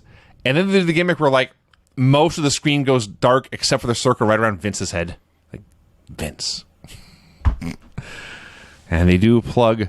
You don't even mention that this still shot of Vince at the end is the most unflattering photo of Vince. This is when we got the bangs. Oh my God. It was like it was a promo still for The Exorcist. And that's the fucking shot they used at the end of this video. Listen, they do these videos, and Stephanie had a famous quote one day where she said that, like, charity is all for PR reasons or something. I can't remember what she said, but it was like, why the fuck would you say that? And, there's a reason that they did this video and everything like that, but at the end of the day, they did all of this nice stuff for these kids. Sure. So that was, These kids were very happy. Yeah, it was The nice to superstars see all came these their kids school, so yes. happy. Yes. The one thing that I took away from this video was the Macho Man telling me that I should say no to drugs. There's that. There may have been, anyway. Next week on Raw 10, everyone, Money Incorporated will appear. Kamala versus Doink. Oh, God. Alert Tom Lawler. I'm sure Tatanka. he's seen it 3 times already. Tatanka versus Repo Man. Oh, my God, no. And the Bushwhackers. Yes, the Bushwhackers are still around. Forgot about that. As mad as Gorilla was at Rob Bartlett, he was very excited that the Bushwhackers were going to be on the show next week. Gorilla's a pro. That made me happy. Gorilla's a pro. He was like, he's reading off all the matches, and I think even he knew how fucking horrible they were. He's like, and Tatanka versus the Repo Man. And Bobby, the Bushwhackers are here, and he grabs him by the shoulder. He's all excited. I was like, I'll bet you anything the Bushwhackers are the highlight of next week's Raw when I hear that lineup. Well, there you go, everyone. That was Raw. I think you should watch it, everybody. I don't. Giant thumbs up. I don't think this is one you should skip. I mean, you certainly can, but I mean, if you're watching some and not others, this might be one to put on your watch list. I'm not saying it's good. I'm just saying you probably should watch it. So that someday you can say, you know what? I once watched Raw 9. I made it through to the end. Raw 9. Oh, God. All right, everybody. All right, let's get this thing done. Oh, Christ. We Raw watched 10. This show was fucking... What was it rated on that thing? 2 point... They gave it on Cage Match or whatever. They give the show a score. What? Yeah. Didn't you know that? No. Get with the program, guys. On... You gonna look it up, or should I start? That's right here somewhere. Right. It was on the chat. Because, you know... This was hot garbage is what this was. Yeah, if this got a 2.2, then the scale must start at 2.2. Or is it? Good thing I brought that up. 2.71 on Cage Match. Out of 10. I take it back. The scale starts at 3. 2.71 out of 10. Nah, there was a little bit that was good on the show, as I'll talk about. Okay. Well, I think we can all agree. much to our dismay, we watched WWF Monday Night Raw number 10. I mean, it was shit. Don't March get me 22nd, wrong. 1993. We're back at the Manhattan Center. There's Vince McMahon and the Macho Man and Rob Bartlett not doing Vince, which is very sad to see. They run down the card. Everyone get a helmet for this. Bushwhackers versus Damien Demento and the Repo Man. Kamala versus Doink. Money Incorporated in action. And Tatanka in action. Our opener is, as threatened, Damien Demento and the Repo Man versus the Bushwhackers. So they have the heels come down to the ring, and they play the Bushwhackers music, and we are waiting for the Bushwhackers, and there's no bushwhacking going on. There's just like the empty entrance ramp. And so there's not even a ramp. It's Manhattan. Door. There's a hole in the wall they come out of. Yeah. But we're waiting for them, and I thought, oh my God, they're actually going to do an angle on Raw. Like they're going to be laid out backstage, and it turns out that the Repo Man, repoed their whatever. I don't want to say anything, but it's WWE, so you can imagine. But anyway, all of a sudden, Vince goes, oh, look at that. They're in the crowd. And up in the upper balcony, the Bushwhackers are coming through the crowd. And they're licking people's faces. Yeah. Mm-hmm. Which, it was always a little bit weird, but we're in the middle of COVID. Yeah. And these two creeps are walking through the crowd licking other humans in the face. Yeah. And they're licking little girls in the face. Yeah. They tried to lick some lady who attempted to flee, and they were grabbing her. Hey, you're gonna get licked. And so they're coming through the crowd, and I'm like, fuck. And then Vince goes, we'll be right back with the opening match. And I thought, okay, so they're gonna go to commercial, and they're gonna double time it to get down to the ring. And sure as shit, they don't. They go to commercial and come back. They're still in the crowd. So I don't know if you guys are aware of this or not, but the show's an hour, and you take out commercials, and it's 45 minutes. Well, for some reason I can't explain, and I'm not complaining, this show was only 36 minutes. Yes. So 9 minutes of something appears to have been edited off this show. I can answer this question. Okay, but before you go on, yes. So already there's only 36 minutes of content here, and they've been walking through this fucking crowd for 9 minutes. Yeah. So as much as I was like, are you two fuckers ever going to get to the goddamn ring?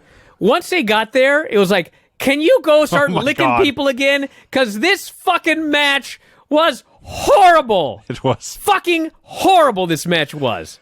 And not the fault of the Bushwhackers.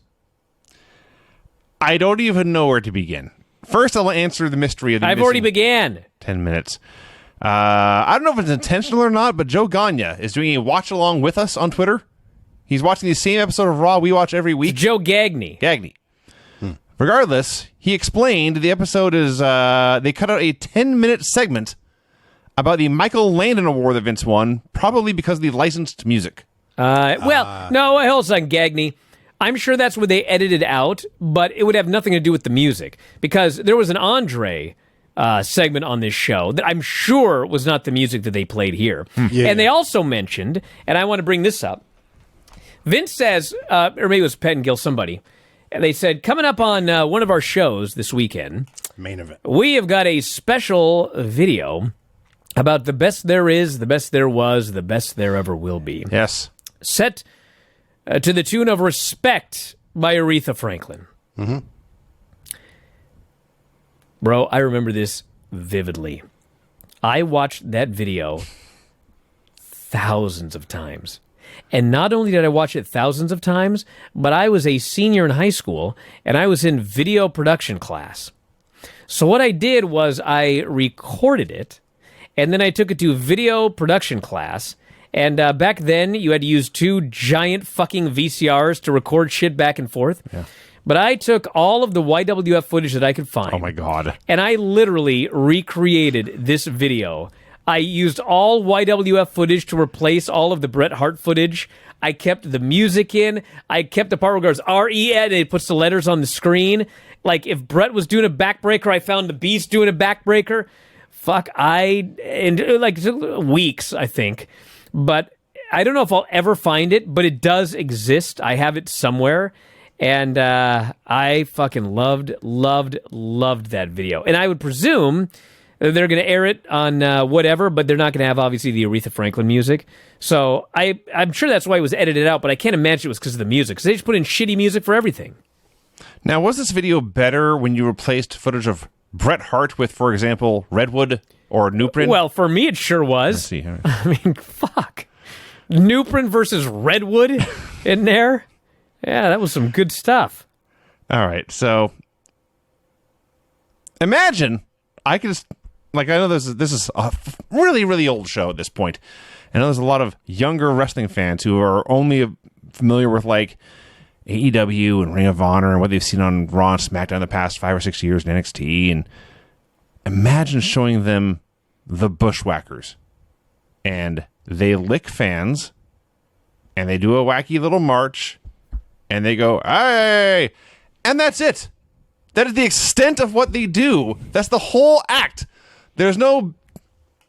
nothing to wait for. There's no secret at the end. And imagine what they would think of it. And then this match. I am fairly certain that until the Jackie Gata, Chris Nowinski match from 2003, this had to have been the worst match in the history of Raw. It's unimaginably bad. Well, it certainly was up to this point. And I imagined it would be very, very bad. So the Bushwhackers, during their 9-minute march to the ring, Vince is explaining there's going to be a special show Sunday night, the March to WrestleMania. Included in that is a 6-man tag featuring the Bushwhackers and, quoting Vince McMahon, one of their mighty midget friends. So the match finally begins, and in a tribute appearing to midget wrestling, we get double ass biting. So they're doing this match, and for a while it's merely bad. For garden variety bad. And then Damien Demento begins to fuck up everything. So I don't know what they had planned, but here's the spot. Planned? Here is the spot as it unfolded. God, this is classic. You think they planned any of this fucking match? I certainly hope not. No, it's impossible. Damien whips a Bushwhacker into the turnbuckle. The Bushwhacker, they have the heat on him, by the way. They're working him over. They're beating him up. The Bushwhacker takes the buckle, steps out from the turnbuckle. They gently brush shoulders, and both men take a bump. Mm-hmm. And Damien Demento smacks the mat in anger, and he jumps up and just starts beating up the Bushwhacker again. Hey, believe it or not, I actually saw a worse spot on Raw Monday when Rhea Ripley grabbed Tamina by the wrist for a series of clotheslines, and Tamina just bumped. No clothesline. Just a phantom bump. I've done that. Yeah. I've done that. I retired. And this match was still 25 times worse than that women's match on Raw. I believe you. Which was very, very bad. So everything in the ring is going wrong. Repo Man's in the corner. He's most of his career was as a tag team wrestler with the Russians or in Demolition. And he's watching this horror show unfold, and he holds out his hand, and Demento won't tag him in. He just wrestles and wrestles and wrestles, and finally Repo Man gets in there, and of course he tags right back out. This thing goes on for a while. they repeat the double tackle spot. So I guess it was a very you gotta important. get your shit in, dude. It was a very important point in the match. They just did it too early. So Butch gets a hot tag. The hot tag he makes on the Repo Man. You ever see? This guy used to be Demolition Crush. Yeah, no, Smash. No, he was Crush. Oh no, he's Smash. You're right. Smash. Crush You're was right. Crush. Yeah, Right. That's pretty easy to keep that one straight. But anyway, so in like the karate and kung fu movies, and I'm sure they have in real life too. But you got the wooden dummy that you work on all your strikes and parries and stuff. Yeah. That's what it looked like this Bushwhacker was doing to Repo Man, except it was much, much slower and more gentle. But Repo is just standing there as the Bushwhacker waves his arms and hands and fists about him. This goes on for a bit. So the finish is supposed to be that Damien Demento has his back to both Bushwhackers. They're going to grab each other and do like a double clothesline, but he's going to duck. But apparently, Repo Man from the floor gave Demento the cue way too early. Because Demento ducks and hits the ground before the Bushwhackers even started to move. And they grab hands and they look and they see Demento's down. And they just do the spot anyway. They just run right by on top of him. And there's like a trip and a slam. And the ref gets distracted because this thing can't end soon enough. And finally, the Bushwhackers win with a battering ram. Fuck, this is horrible. You had Demolition Smash, the fucking sheep herders, and I guess Damien Demento. That might have been the big problem. But yeah, this match was absolutely ungodly, impossibly fucking horrible. I mean, God, it was so bad. And I was so excited to see the Bushwhackers. Smash had one good gimmick, and he was never any good ever again. I mean, there was points. Bill Eadie can't be that good. There was points where he was. Most of his tenure with the Russians was average, and some of his stuff he did like on Nitro was average. The Blacktop Bully was average. His gimmicks were terrible. But this was, oh man, it was awful. And to put it completely over the top, Vince McMahon, I don't know what got into him. He was on 12 all night. He'd been gone last He week. watched had a lot to Bartlett last say. week. He was marking out for the Bushwhackers coming out of the balcony. to do this job. He was just out of his mind. And then this match, and he was still out of his mind. And the only other comment I had, Vinny, do you remember sitting next to Luke at the very first ROH show we went to on WrestleMania weekend? No. Yeah, he sat with us in the back row, and I can confirm he did, in fact, lick me. You're a lucky man. I guess. No, this I got literally zero memory of that happening. Those guys must have incredible immune systems. You know what I'm saying? Been exposed to everything. Yeah, dude, I used to teach kids gymnastics and jiu-jitsu, and, I never got sick. Because I think I was just constantly exposed to all these pathogens every day. And this guy going and licking all these wrestling fans? Golly. They have sheep herd immunity. That was a good one, Craig. Craig got me. Craig, that was a good one. Craig got me. Sheep herd immunity. So, speaking of jokes, the Bushwhackers are posing and licking and whatever, and Vince makes some comment about how they're going to be in the cover of Gentleman's Quarterly. He popped Rob Bartlett. He did. He popped Rob Bartlett a few times. He did. Vince was on his game. There was another one where one of the ring girls was wearing some outfit, and Rob goes, "I got a couch with that same pattern." And I can't remember who's in the ring. Maybe it was Tatanka. But Vince goes, "You got a couch that looks like Tatanka?" And Rob Bartlett laughed. He goes, "I'm talking about the other one." Like, man, good job, Vince. Well, speaking of Tatanka, Vince was a funny, gregarious guy. dude, back in Vince the had the best line ever on the show. We'll get to it when we get to it. But it was unreal. Tatanka versus Reno Riggins. So I've seen Reno 1,000 times. For some reason, he shows up on Raw, and instead of your standard wrestler gear, he has leopard print Speedos and no knee pads. And I don't know what it is. You see a wrestler in trunks and knee pads and boots. I mean, it's because I've been watching wrestling for all my life. But that looks totally normal.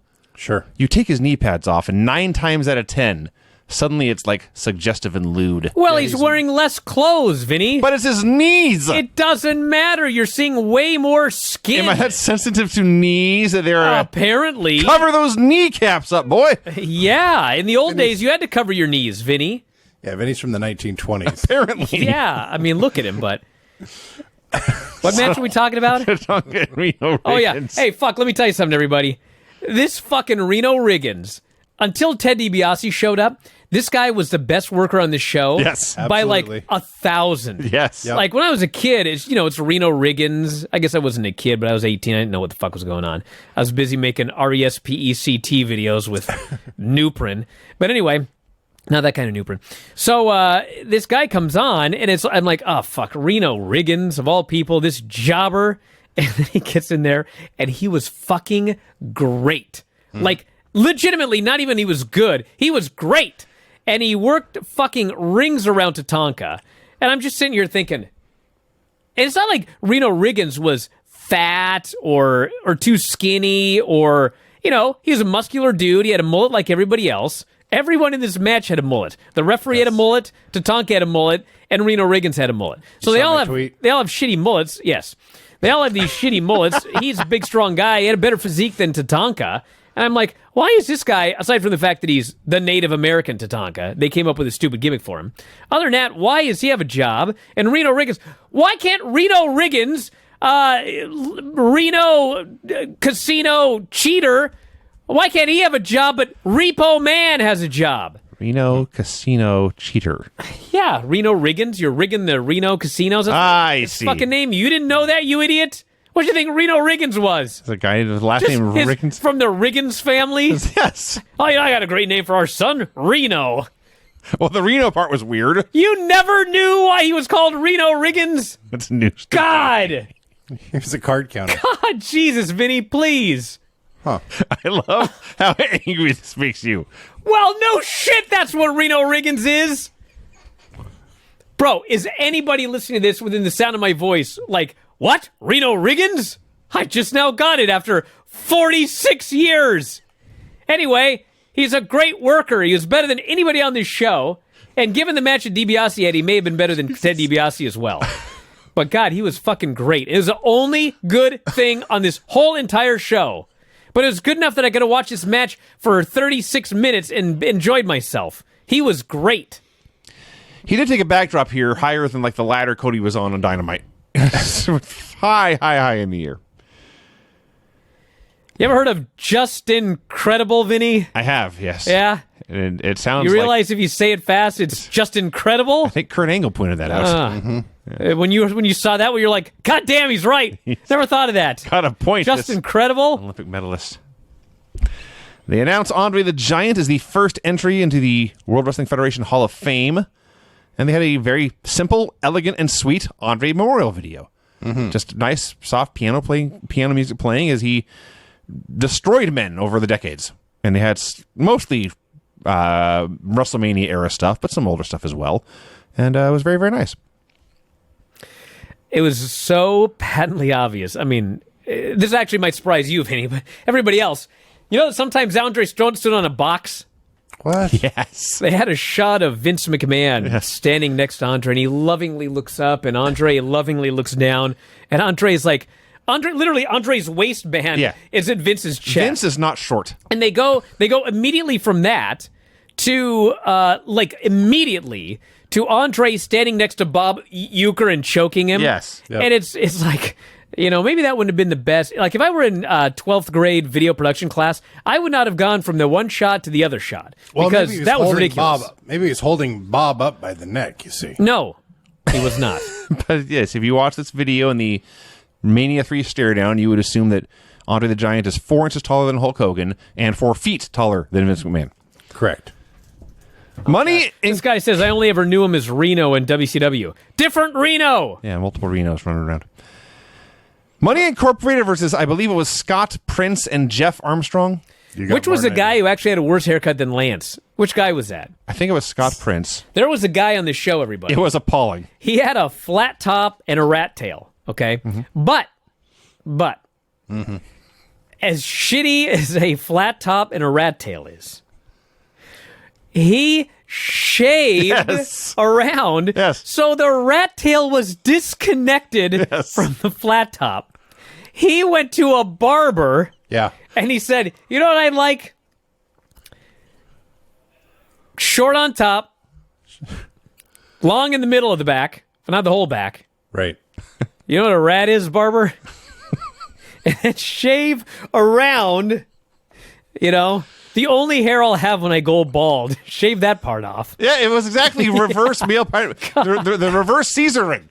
He shaved that part. He had like a sloppily cut triangle that led to the rat tail. You know, I don't think he went to a barber because Craig's right. I'm 90% sure he did this himself. Got the mirror in front of him, the mirror behind him, and got the what do you call it? The Remington clippers doing his own hair. This guy says WCW Reno had the worst hair I've ever seen. No. Funny you should mention that. There's a much worse haircut on this show. Even Lance was laughing. Yes. Now here's the thing. His wrestling was much worse than his haircut. Right. This, most jobbers on the, even going back to the Mania 1, most WWF jobbers were at least competent, trained pro wrestlers. Yeah, like Reno Riggins. He was very good. When you watch those old Crockett Saturday night shows, they're clearly grabbing people out of the fans. Like, we'll give you a free beer if you do this match. Did you ever figure out why we called you Vinny Vegas after you won all that money? Yeah, yes. Okay. Yes. Just wondering. So, anyway, this Scott Prince with a terrible haircut here. He can't take a bump. He can't run the ropes. There's a point, because I kept watching this back like 4 times, trying to figure out how he could be so bad and be on Raw. And it occurred to me, there's actually a point where DiBiase goes to whip him in, and I think DiBiase actually wanted him to reverse it, because he's holding on to the very, very end, and their hands slip away, and the guy hits the ropes, and DiBiase says, so, well, I guess I'll hit him with a knee. And he hits him with a knee, and it goes on from there. So they're having this wretched tag team match. Rob Bartlett on commentary gets bored. Pulls out I can't imagine. a second television and begins to channel surf. I'm not making this up. He's watching court shows. He says, I know we got good ratings, but I want to see what else is on. And Vince is appalled. Like, is that Mary Tyler Moore, he says? He goes, this is Monday Night Raw. There is no competition. Yes. That's what he said. Now, as How times change. Bartlett is flipping, I believe one of the shows he passes is the Jerry Springer show. That's my best guess. But he passes something that makes Vince McMahon say, in this tone, oh, that's real. I laughed so hard. I only heard Bartlett when he passed it. He goes, oh, that's fake. Maybe that was it. Maybe that was Vince's response to him saying that was fake. That could be it. So this thing sucks, and DiBiase is too professional to just beat these guys' ass and at least be entertaining. So he just does what he can with them, and IRS wins with a lariat. Awful.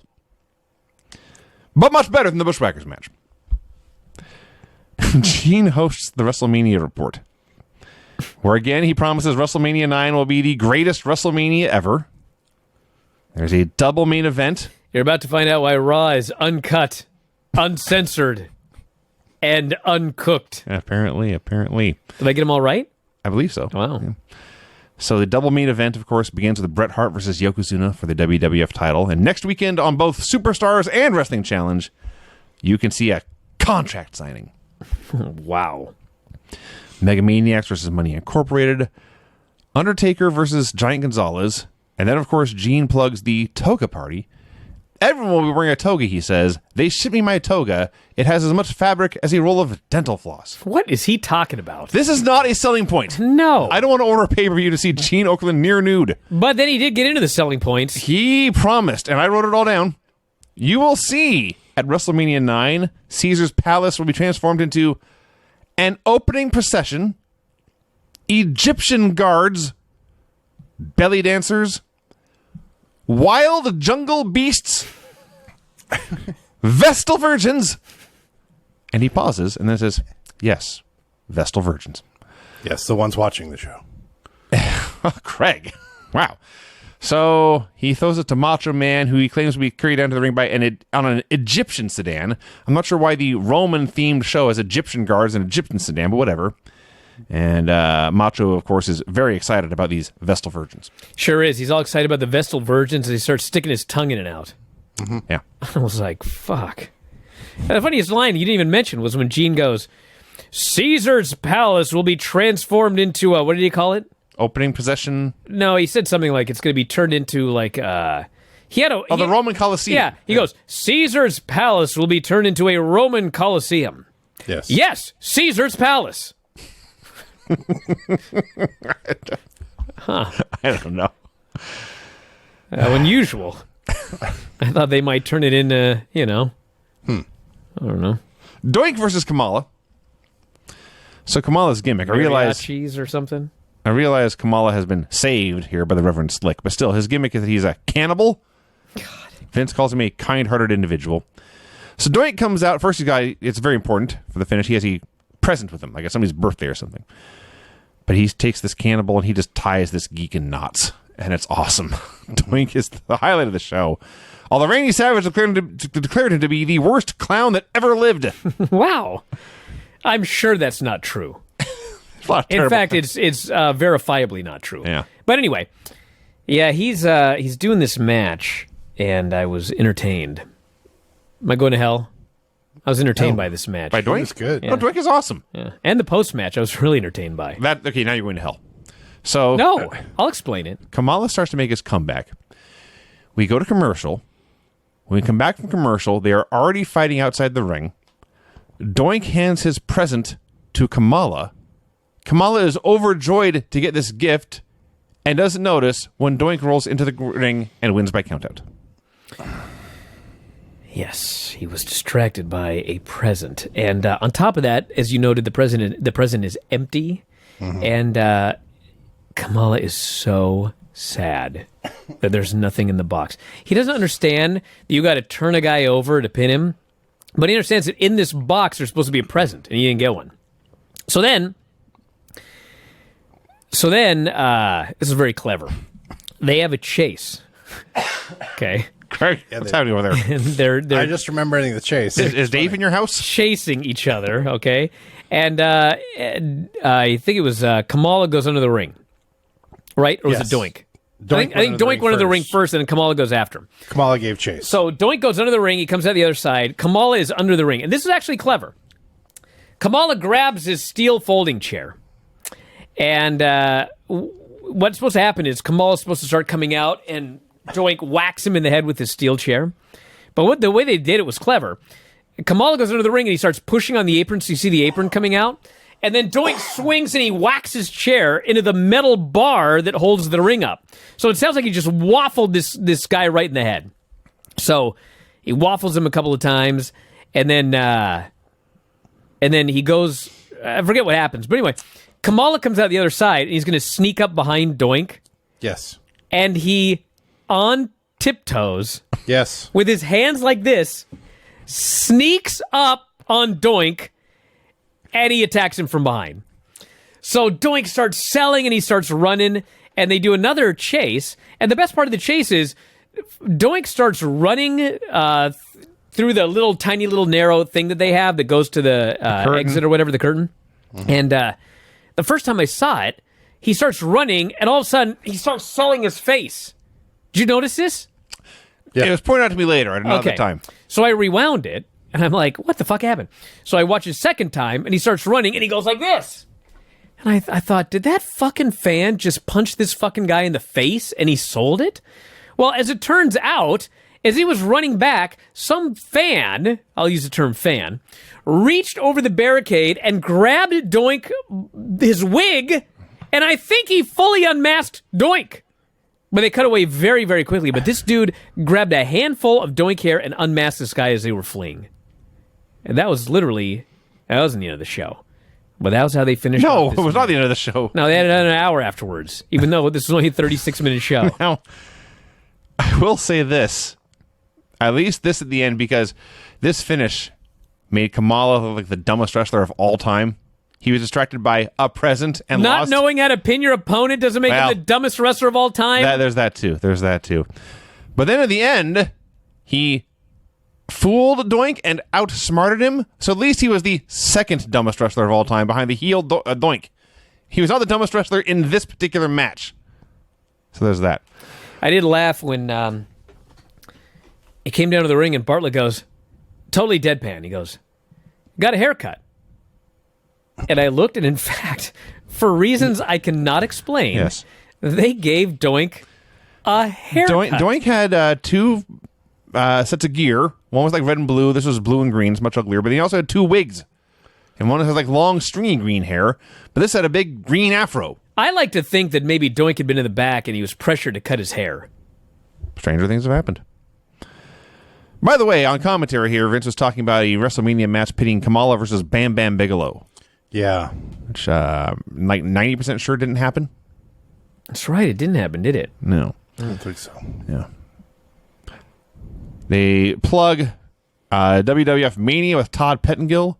They say Todd will host the world premiere of the Respect video, sung by Aretha Franklin, featuring Bret Hart. I finally saw something I've always wondered. You know how they always do these interviews and then they leave the camera on the person for an uncomfortable amount of time? Mm-hmm. Right.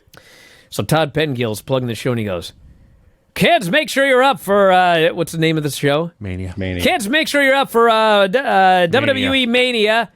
And don't forget to brush your teeth. And then he stares at the camera. And the camera stays on him forever. But before it cuts away, you very quickly see him go. His head whips to the side. They caught that last moment. All right. This next thing goes on for what felt like about 10 minutes. What the hell was this? We go to the announcers. It's Macho Man, Vince, and Rob Bartlett. And the ring card girls they eventually had names. They were like sisters, and they were older and larger than the typical Raw ring card girl. But there's three of them there, and they're there in their swimsuits, and Vince claims that... Was this the famous three? Remember Bobby Heenan used to always do a gimmick with these three women? Yes. It was the same women, right? Yes. Yeah. Mm-hmm. What the hell were their names? I forget, something sisters, but... Vince claims that Rob Bartlett won a spam eating contest. And thus, he's here with his fan club. And that's funny, you see, that overweight women like him. Haha. And spam. And spam. And he proceeds to make diarrhea jokes, but they say they still love him. And so he stands up and gives one a big ol' smooch. What the hell was this?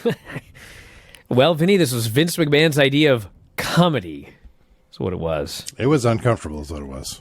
It was weird. That's one word for it. So they plug the card for the March to WrestleMania show, which is Randy Savage versus Yokozuna. Randy's friends to all soften him up. Undertaker versus Bam Bam Bigelow, which actually sounds like a lot of fun. The Mega Maniacs will do an interview, and the special midget 6-man tag. You know, I don't think we're going to get away with not reviewing WrestleMania 9 in our togos. Or what now? Togos. Togas.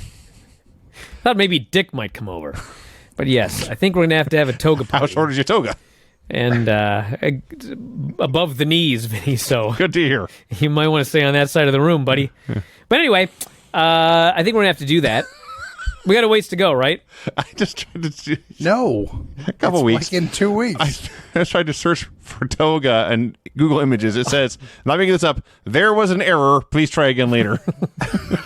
Well, what you need to do, you idiot, is go to Amazon and type in toga costume. And looks like we can get togas for... we can pay less if we get the women's version. What do you think? No. All right. $23 for the women's version. But it looks like a full male toga costume. Men's Grecian toga for just $28. So I don't think we've got an excuse. Oh, I got plenty of them. Craig, you're sitting at a desk. Just put a fucking blanket around you and no one's going to know any different. Put a t-shirt and a towel. But Vinny, you ain't going to get away with it. Brian, I haven't wore pants on the show for 2 years. Come on. So then what's the problem with wearing a toga? Exactly. So that's the plan. I don't know when we're going to do it, but I'm doing it for the people. Sound good? I'll see what I can do. Waxed. I'm buying it for you, Vinny. What are you? What size toga are you? That's a good question. I mean, it seems been like a while since I've seems like it's a one-size-fit-all kind of deal. Been a while since I was bet it's measured not. for a toga. Right. All right, let's go. We watched WWF March to WrestleMania 9, March 28th, 1993. What a great show. On the whole. Am I the only one? There's no way. There's absolutely no possible way that WrestleMania is better than this show. It's impossible. That's probably true. There's no way that WrestleMania has a more entertaining match than the one with the minis. That's impossible. And there's no fucking way there's a better music video than the one on the show. Am I wrong? No. So we get highlights of a contract signing between Bret Hart and Yokozuna. I only watched this 1,000 times when I was a kid, over and over. And they were at opposite ends of the table, and Yoko jabs that table into Bret's gut and takes him to the corner and squishes him. And Gene's doing the voiceover. Nobody has ever recovered from a squash like that. And Bret's able to fight to his feet, but he collapses, and he fights to his feet again. And this is all highlights from Superstars or Challenge or whatever. And we come back to this March to WrestleMania show where the commentators are Bobby the Brain and Vince McMahon. And they are discussing whether Yoko broke his ribs. And he sort of point out if he had broken Bret's ribs, the match would be off. He would get no title shot. So he's very careful to not break the ribs. He can break them whenever he wants. You know, it's an ongoing joke that that somebody's going to end up through the table at a contract signing. That's the narrative. That's the ongoing joke. This was so simple. He took the table and he jammed it into his midsection. This was the table going through a guy. His knee. Yeah. Jammed into his knee. Dude, Bobby Heenan and Vince McMahon were so great on this show. Yep. They explained all of the storylines. They explained all of the matches. They went into the psychology. Bobby Heenan's gravely concerned that Yokozuna might badly injure Bret, and if so, the match might not take place. No commentator today would even think of saying something like that. Everything Bobby said made sense. Of course, Vince is writing all the stories, so he knows exactly what to say. What a fucking great commentary team they were.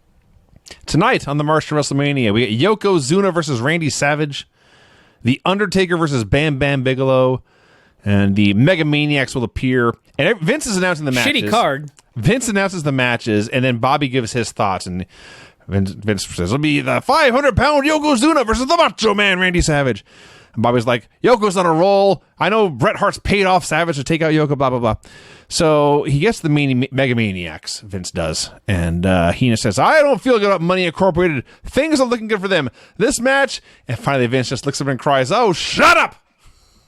I don't know why he didn't want to hear Heenan talk about Money Incorporated anymore, but I laughed so hard at that. Our opener is Yokozuna versus Randy Savage. This match wasn't too bad. It was. But it was a very Randy Savage-style match, which is he just sells forever, and then he had a minuscule comeback, and then he was beaten in the middle of the ring because Vince thought he was too old. Of course, then he went on to make millions in the other company, but that's another story. So, yes, they stall forever, and then Yoko takes over and slows things down. And Savage, like in the middle of the match, there's a bunch of jabs that's cut off, and then at the very end, he hits like a knee and an axe handle, and Yoko goes down to one knee.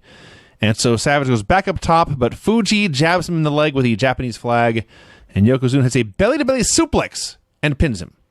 Who's he facing in Mania, or is he not at Mania? Randy Savage? Yeah. He is an announcer. Okay. Which makes the next segment very strange. Okay. Because after getting... this one makes sense, because he's a former legend, put over the guy. Sure. Yeah. But then, after the match, Yokozuna goes to Bonsai Drop Savage. Savage evades it and cleans house. And he sends Yokozuna packing. Well, I know he got pinned. I probably wouldn't have done that, but I think they figured they had to give Savage something. And he kind of sort of sent him packing, but it was mostly he moved out of the way of his ass. He bumped him through the ropes. Which is an achievement. Yokozuna wanted to get back in the ring, but Mr. Fuji held him back. And that was that. So, I mean, it was fine. They didn't make Yokozuna look like a geek. They just wanted to give Randy something. And he did. I mean, fuck. If you're going to give a guy something, give it to Randy, because he fucking put that guy over. Clean in the middle of the... Well, I guess it wasn't clean, but, I mean... He took his... Yokozuna took the entire match, pinned him. Yeah, that did happen. When Fuji jabbed Randy with the flagpole, and he fell off the top rope, there was a woman in the front row, and she was losing her mind. Dude, these fans were into the show. Oh my gosh. This woman especially, she was about to climb the guardrail. She was just screaming. You could hear her over the commentators. It was... You don't get heat like that anymore. No, that is true. So we have a video package on the narcissist, Lex Luger. Stupid video package. Debuts the Royal Rumble posing, and he wins a bunch of squashes with that running forearm he did, which, in hindsight, looked like shit. Did we mention this? Yeah. Yeah, it looked horrible. Like, he runs by then Gene kind of Okerlund is like doing some voiceover, and he goes, he gets him with the right, and he gets him with the right. Yes. It looked like more like okay. a shoulder block. Yeah, so because the saying is, you think he's going to say he is squashing them right and left, but he says right and right again, drawing attention, Brian, to the fact there's something up with Lex's right arm. Well, I know that, but it wasn't like it was a mystery. Like, everybody knew it was a loaded forearm because of the motorcycle accident. Mr. Perfect versus Skinner. This sucked. So they're doing this match, and Heenan is screaming about how Mr. Perfect is, because it's Perfect versus Luger at Mania, and Heenan's screaming about how Luger's better than Perfect and how Perfect's time is gone. He's shouting. He says, "When he was associated with me," and Vince says, "Who, Skinner?" And Heenan snaps, "Not Skinner!" So this show is not very big. If you showed that, when they cut to a wide shot, you could see there was, I don't know. You mean the building? The building, yeah. Yeah. There was It's like a big high school gym. yeah, there may have been 2,000 people there. But there's a camera angle they don't use anymore ever, where it's as low as it can get. It's still looking down at the ring a little bit, but it's as low as it can get. It's far away, so the wrestlers are in focus, but the crowd behind them is blurry. There's a very narrow depth of focus there, and it makes this place look huge. It's like a magic trick, and I don't know why they don't do this stuff anymore. Because they're not running in school gyms. I guess they actually have large crowds They now. actually have 5,000 people in the building now. There is that. So the highlight of this match is Perfect makes his This comeback. I gotta hear. Well, there's two. The comeback starts when Skinner does a corner charge and Perfect dodges, and Skinner takes the bump where your feet go flying through the ropes and you go sternum first, which I've seen other guys do, and Miz does it sometimes. But the way he sells it afterwards is he grabs the top ropes and leans way back. He's hanging there in pain. And then as Perfect is working him over, Skinner's down on the mat and he just shouts, "Come on, Kurt!" I laughed at that. And Skinner hits him with the Gator Claw, but Perfect shrugs it off, hits a perfect plex, and wins. Cool finish, bro. The Gator Claw. Yeah. That's not a euphemism or metaphor. He has the claw of an alligator. Yeah, that he carries around with him. how's that allowed? What was a match where somebody... Was it Skinner whipping him with the belt? That was here. And Vince is out of his mind at this ref. Well, he's got a point. Because the ref is allowing it. I think it was Fonzie. It was Fonzie. Yeah. And but this fucking Gator Claw's all right? I don't know. They plug Hulk Hogan returning at WrestleMania. You mean God? Jesus, this video. It may have been a little over the top. Like, by the standards of Hulk Hogan videos. Yes, he was a supernatural being here. The Reverend Slick is cutting a promo. Oh. He is very excited for his client, I'll say. the Ugandan giant Kamala, to take down Bam Bam Bigelow at WrestleMania. A match that I still don't think happens, and by the end of the show, I still have no idea why. He thanks the people for their support in helping him turn the Ugandan giant's life around. But he notes, when you try to do good, evil is always present. And Vince McMahon then says, yeah. I didn't know what to make of that, but it was funny.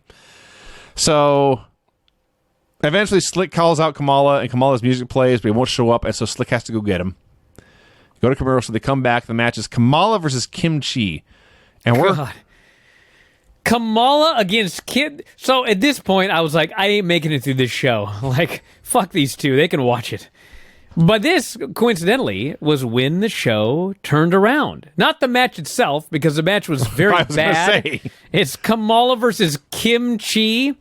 But I'm watching this match, and it sucks. And Kamala hits him with a move or whatever, and Kim Chi's on his belly. And Kamala can't figure out how to pin the guy, because he's a savage. Mm-hmm. So I'm thinking, well, of course he can't pin him. That's the guy that tells him that he's got to turn the opponent over. Right. No sooner should I think these words than Bobby Heenan goes, well, of course he can't turn him over. Kim Chi's the guy that tells him to turn him over. So Kamala, he tries to figure it out. He finally beats the guy. And then Slick gets in the ring and he gets Kimchi's hat. Kamal's afraid of the hat. You know what I'm saying? This hat has been abusing him for years. Because he's like my cat, Wolf, who's, pretty sure Wolf is blind. Like, he can find his way around, but I'm pretty sure he's blind. And every now and then there'll be something on the floor he's not expecting, and he will touch it and leap 10 feet in the air. And that's what Kamal was doing with his hat. But finally, Slick convinces him to put the hat on. And you know what happens when you put a hat on Kamala's head? He starts to strut and dance. And right then I was like, now we're talking. Now this fucking show's turning around. And I rewound it like 3 times to watch Kamala dance. It wasn't even like a good dance. No. It was like, he put the hat on, he starts strutting around. And I'm like, this is my kind of shit. And it was all uphill from here. Mostly. If they had run with this and done like a My Fair Lady angle, where suddenly Kamala's a gentleman. If Kamala would have like that magic trick where like a cane appears out of nowhere. Yes. And he starts dancing with the cane. Yes. Getting back to Slick's promo beforehand, he channeled a Southern Baptist preacher. He was awesome. To which I found out he's a Southern Baptist preacher. Yes, you didn't know that? It wasn't very long. He was a shoot reverend. Reverend Slick is a shoot, yes. So anyway, Lance brought this up. We need to put Slick in the Matt Cleary Hall of Awesome. Who brought this up? Mr. Storm. Lance D. Storm. Lance? Yeah. Yes, sir. I'm not ready yet. Besides, that spot's already taken today. I see. You know what's funny? I thought that same thing too. We'll see when we get there. Oh, I know. You know who it is, Vinny. I don't, actually. Yeah, you do. Well, we'll see. We'll see. Oh, yeah, I know who it is. I'm intrigued because I think we're thinking different things. So I don't know. Well, then you're wrong. I don't know who this. Craig and I are right. I don't know who this kimchi was because it wasn't the same. This kimchi was huge. Yeah. Different kimchi than was usually kimchi. The other thought here is that I'm watching this show, and it's the Mania Go Home show. And you talk about how body types you will not see in WWE in 2022. Yokozuna and Kamala, and later in the show with Bam Bam, you do not see thick dudes like this. Yeah, you do. Otis is the one. Oh, we got Otis. We got Odyssey Jones. Who's in NXT. Yeah, well, he'll be on the main roster, maybe. And Jonah got cut. Well, yeah, ridiculous. Coming back to Defy next month. Next month, by the way. The music video. The WrestleMania music video. Dude, this video starts playing, and they've had that WrestleMania music for years at this point. Mm-hmm. And they start playing this music, and then there's some of the wrestlers are talking about their upcoming matches at Mania. And I'm just kind of watching it like whatever, and all of a sudden I'm like, that actually almost rhymed. And I watched a little further, and it suddenly struck me, wait a second. They have made a rap video. Yes. Featuring the Big Boss Man. Hacksaw Duggan. Hacksaw Jim Duggan. The Nasty Boys. And it was full stop. Wait a second. I rewound this fucking video. I watched this video twice. This video was so fucking horribly awesome. Thank you. It was horribly, horribly awesome. Like, it was so awesome and so horrible. It was. Which was not the only thing on this show like that, I might add. No. Yeah. This fucking music video was just like so 90s WWF, and like, you know, whenever the word WrestleMania would be sung, they'd have WRE out of there really fast, looking fucking horrible. And then one time it was like off the screen because their fucking machine was all fucked up or something like that. This is just so horrible, but I fucking loved it. I loved it. Am I the only one? No, you're. Golly. It was indescribably awful, but I couldn't stop smiling. Yeah. It was like the greatest awful video ever. My favorite line is when Hacksaw says, "When we get in the ring, I'll show you how to get beat up." Well, rolls off the tongue. Yes. So it does go on for a long, long time. But not long enough. It's just like must-see stuff. If you don't know this WrestleMania song, that's probably most famous in the Attitude Era. They used Linda's it music for Linda McMahon's music. Yes. But Linda stole it from this video here. Wow. We have a recap of the Money Incorporated Megamaniacs program. I have seen the entire thing, so I skipped all this. Then we have Money Incorporated versus Jerry Sabin and Reno Riggins. Oh, my main man, Reno Riggins. Yes. Yeah. Sabin, better known in Jim Crockett Promotions as the Italian Stallion. Yep. Cleverly disguised here, wearing his boots with the Italian flag and the trunks that say Italy. God, what a fucking team. A dream team. If they weren't just such jobbers, like Italian Stallion and Reno Riggins, fuck, what a team. I'd come out of retirement right now for a match with those two guys. They were not the only Hall of Fame jobbers in the show either. There's more to come. That being said, the highlight of this match is when DiBiase backdrops Reno about 40 feet into the air, and Reno comes down and goes feet, then ass, then head. That's not how it's done. That looked so miserable. And DiBiase finished him off with the $1 Million Dream from there. This Mega Maniacs promo. Bro, what in the absolute holy fuck was this promo? What was this? So I want you to recap it. I would imagine the Hulkster smoking a joint No. on the beach. No way. something Craig. much stronger. Yeah, we're talking some big time psychedelics. This was narcotics. Yeah. And crafting this promo to, oh my gosh. Bro, So- if you were no.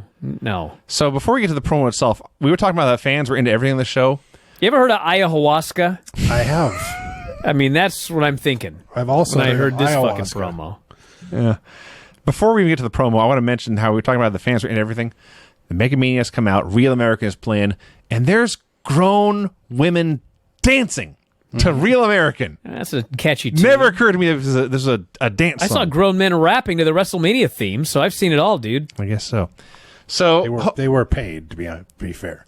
So first of all, they don't do this anymore, I don't think, ever, but they have the promo's not in the ring or on the stage. They just have a platform. Mm-hmm. It's like off to the side. That's what they used to do with superstars all the time. Yes. So they put up with this platform, but they'd be up on the platform, but they usually shoot them from the normal angle. True.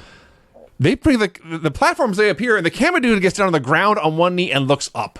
And Hogan looks straight down at the camera, like he is God above, speaking down to the people. So what did I get from this Hogan promo? Please. He was Contact high. He was hanging on Venice Beach watching Raw. Saw what happened to I Brutus. find that hard to believe, by the way. That part's very difficult. In 1993, Yeah. it was just, he stole Brutus's bike, almost drove it into the ocean, put his ear in the sand, and he heard fans praying for Brutus after they smashed his face in, you see. So he was so concerned, he took Brutus's bike, drove it from Venice Beach to New York City, where he went to the Ramada Inn and found Brutus watching the Three Stooges. I'm not making this up. I presume that was happening. It's possible. Yeah, sure. I mean, you don't make something like that up, dude. So Brutus has a mask on now, the protective face mask. He's talking about they've tested it, and Hogan's dropping big legs on it. He's totally fine. Didn't feel a scratch. Didn't feel So that's how they tested it. He put on a mask, laid on the ground, and said, "Hulkster, drop that damn leg on me." Yes. Jimmy Hart, who is supposedly a babyface manager now, says they're going to have new T-shirts and new video games and new posters because they're going to be the tag team champions soon. We go back to Brutus, who I guess he's the barber still. He had haircut plans for Money Incorporated. He's talking about walking the aisles at Kmart looking for hair dye. And I'm pretty sure at this point Hogan legit lost it. He covers his mouth and is chuckling. But he must one-up Brutus. And one-up Brutus he does. I did not transcribe the entire thing, but he's back in Venice Beach. He's fishing off the pier with his bare hands, as one does. He catches hammerhead sharks. He takes these hammerhead sharks to Las Vegas. He throws them in the pool at Caesar's Palace, where he has also thrown sea urchins and mermaids. Mermaids? He has thrown mermaids and sea urchins and sharks into the pool at not Caesar's right. Palace. So what they're going to do, he says, we're going to take those tag team titles from Money Incorporated. We're going to take them over to these hammerhead sharks and fasten them around their heads and through their mouths so they can't bite anyone. Then everyone will get in the pool and have a big pool party. All the the bathing beauties, the lady Hulkamaniacs, we're going to create a suntan lotion, and they're going to have an even tan from head to toe. And, like, eventually, it ends. Gene just buries his face in his hands. He can't believe what he has just heard. Hogan is flexing. I will say this, Hogan was lean here, man. Well, yeah. Yes, because it's that era. God, this was the weirdest fucking thing I ever saw. If you go back and watch this promo, which I don't recommend, just keep your eyes on Mean Gene the whole time. Oh. When you can crack Mean Gene, you're a master of your art. So I don't know if this made me want to see WrestleMania. No, of course it didn't. But it was memorable. It was different. It was not boring. It was a Hulk Hogan promo. Well, yes, but on the extreme end of Hulk Hogan promos. Very, very few Hulk Hogan promos can match this for being a Hulk Hogan promo. We have clips of Tatanka pinning Shawn on Superstars, then pinning him again on Raw. Shawn does a promo how Tatanka's feeling lucky coming into Las Vegas, but he wants Tatanka feeling lucky because it'll mean more when he beats him. And he vows to walk out not just still Intercontinental Champion, but also with Tatanka's scalp. And he holds up a fucking scalp. Somebody's hair that he cut off and skin. That was violent. This leads to Tatanka versus George South, another Hall of Fame jobber. Fuck, this is the second time in a row I've seen Tatanka working a jobber who was like 8 times better than he was. God. Like, I suppose technically you'd have to call this a squash, but really it was a short, entertaining back-and-forth match that Tatanka won. Like 3 minutes. There was like three different comebacks in there. So Shawn comes out to confront him, and he promises that Tatanka won't beat him for the title. And then Tatanka says, we don't have to wait till Mania, we can do this right now. And it's like a 10-minute tease where Shawn might set this match, and the whole time I just couldn't take my eyes off Shawn's mullet. These pristine waves of hair flowing down the back of his head. They call this a waterfall. This is why. Mullets like this. So eventually, Vince is screaming. If Shawn says no, that'll prove he's a coward. So Shawn says no. Shawn leaves, and I don't do this very often. I usually just leave this up to Brian, and usually I just agree because I'm very agreeable. But it was my idea to induct Shawn Michaels' mullet into the Hall of Awesome. No, get out of here. I'm not inducting a haircut. This one? Bro, you don't know. Craig, you know who's going into the Hall of Awesome, don't you? I think so. I know. Golly, I'm disgusted. We'll see how it goes. Continue on, Vinny. All right. Gene hosts the March to WrestleMania report. Shawn Michaels' mullet. Yes, it was awesome. Bro, we got standards in the Hall of Awesome. Gene promises. Clear he's not accepting the induction of a haircut. Actually, he would, but Totally would. Are you kidding? Get out of here. Gene promises the most incredible WrestleMania ever. The double main event, of course, the Mega Maniacs. At least he didn't say stupendous. Sick of that word already. Incorporated. And also Bret versus Yokozuna. So we get a Bret Hart promo. And, well, what he says is he's sick of hearing how Yokozuna's going to walk all over him, how he's the big underdog. And it occurs to me this show is in a really awkward, by this show I mean WrestleMania, very awkward transition phase from, like, the Hulkamania is about to end, although not soon enough. And the what they later call the new generation is about to start. But we're like in between both of them. It's a very strange overlap going on here. And Bret at this time, even though he had been champion for at least half a year, like August when he won the title, right? He was still, there were questions about whether he was really the guy. And if you watch September. Okay, September. So 6 months. 7. Anyway. If you watch the promotion of this WrestleMania is all about the Hulkster. Bret is a second thought. He is there. How funny that is. As the underdog to Yokozuna. People expect him to lose, and he's sick of it. And it may sound strange, but at the time, that's what was happening. People thought Bret was going to lose, and he'd go back to being in the IC picture again. By the way, you watch these fucking dumb shows now, and like they have this idea, and they change it in the afternoon. They have this idea, it doesn't even happen the week after. Did you guys notice in the opening segment, the contract signing? They're doing the whole deal, and Bret's injured, and Yokozuna's squishing him. And I think it's Vince makes this comment about, what a shot these Japanese photographers are getting. Because you remember, months down the road, Ah, yes. the Japanese photographer with the exploding flash bulb is what ultimately cost the Hulkster the title. So he had that planned.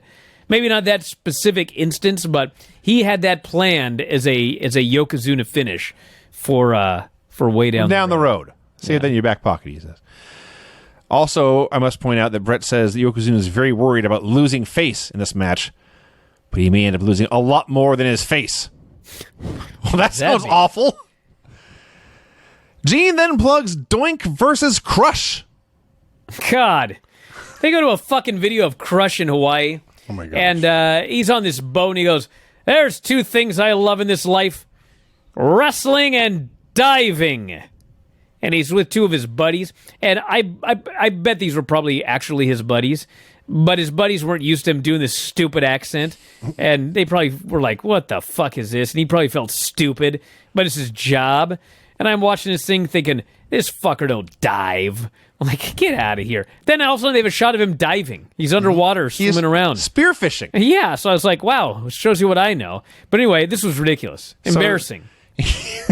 Really? I was embarrassed. Wow. God. I thought it was hokey. I want to say embarrassing. Bro, this would be like if I signed with WWE and Vince goes, I finally found my Hispanic superstar. I want you to do an angle. And he wanted me to go, like, hang out with my dad's friends who are, like, shoot Mexicans and then, like, put on a fucking Razor Ramon accent. That's exactly what this was. It's like, fuck, come on. Ridiculous. Well, he did legit go spear diving. He did legit catch an octopus. Two of them. In the end, two of them. We saw one, and he's got two later. I'm just upset. And maybe you're not allowed to fish for these. I don't know the regulations in Hawaii, but he's feuding with Doink. He should have speared a clownfish. Clownfish. Yeah. But he's got these octopi, and he's on the boat now. Of course, he's not diving anymore. And he vows, Doink, I'm gonna crush you, just like these octopus. That was weird. How far are we into this review? The show was only an hour and a half. Jesus. I'm just still in this video package. Can we get to the main event? There is more video package. The Steiners are facing the Head Shrinkers. So they cut a very Steiners promo. You don't care about hurting your opponents, but that's right up our alley. If you know any prayers, better start saying them. Basically saying, we're going to kick your ass and kill you, but it's the World Wrestling Federation, so you have to have big cheesy grins when they say it.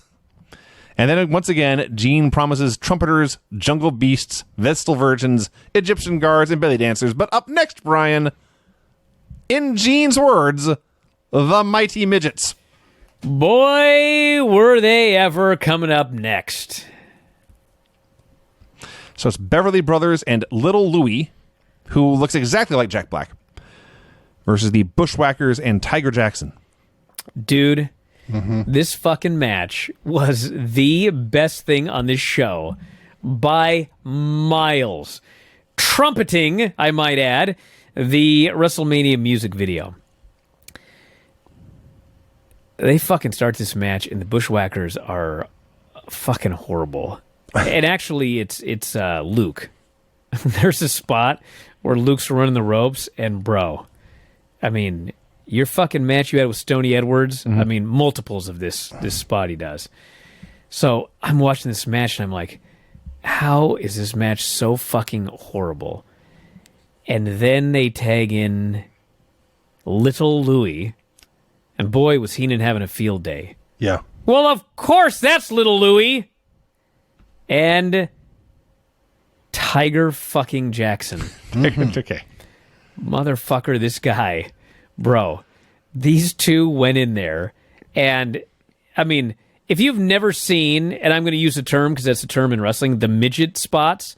Like, if you've never seen the midget spots, I mean, this would be like watching Super Porky for the first time. But like Super Porky, even if you've seen the midget spots, like, this was so fucking entertaining. And this crowd ate this fucking match up. Nobody on this show got a better organic reaction from the crowd than fucking Tiger Jackson. this guy had these fucking people going crazy. And, like, by the time this match was over, I watched it, like, 3 times, starting from the spot where Luke was trying to run the ropes and couldn't. I watched it from there, and, like, by the 3rd time, I was like, this Tiger Jackson is going in the goddamn fucking Hall of Awesome. Even if I have to call an audible and, like, this guy, Vinny, don't even you dare compare this guy to Shawn Michaels' mullet. This guy was fucking unbelievable. And he played all sorts of roles in WWE history. Anytime they need a little person, Dink, whatever. He is Dink later. Yeah, and I don't know if he's still wrestling like today, but up until pretty fucking recently, he was still wrestling. And this match, like, it was horrible, okay?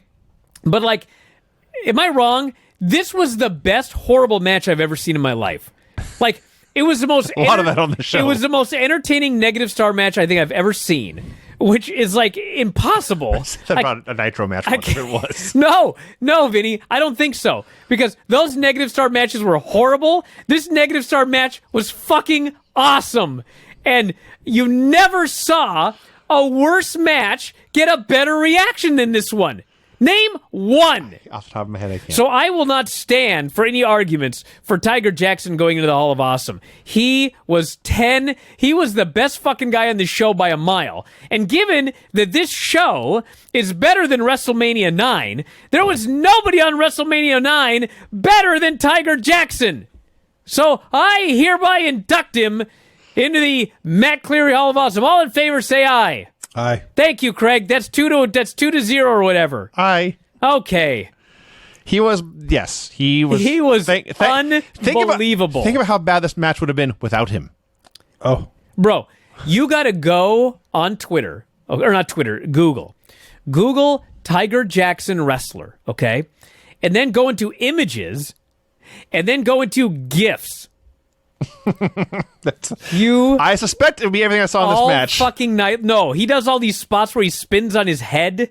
Like, it's like his gimmick. And I'm just fucking watching these. I'm crying. And I'm supposed to be watching this stupid show, but I just keep watching Tiger Jackson spots on fucking Google. God, he was great. And this match was horrible, but he made it great. So, highlight on commentary here. It opened and closed with a commentary highlight. Vince is talking about how great Tiger Jackson is. He says, they pack dynamite in little packages. Heenan just says, you should know.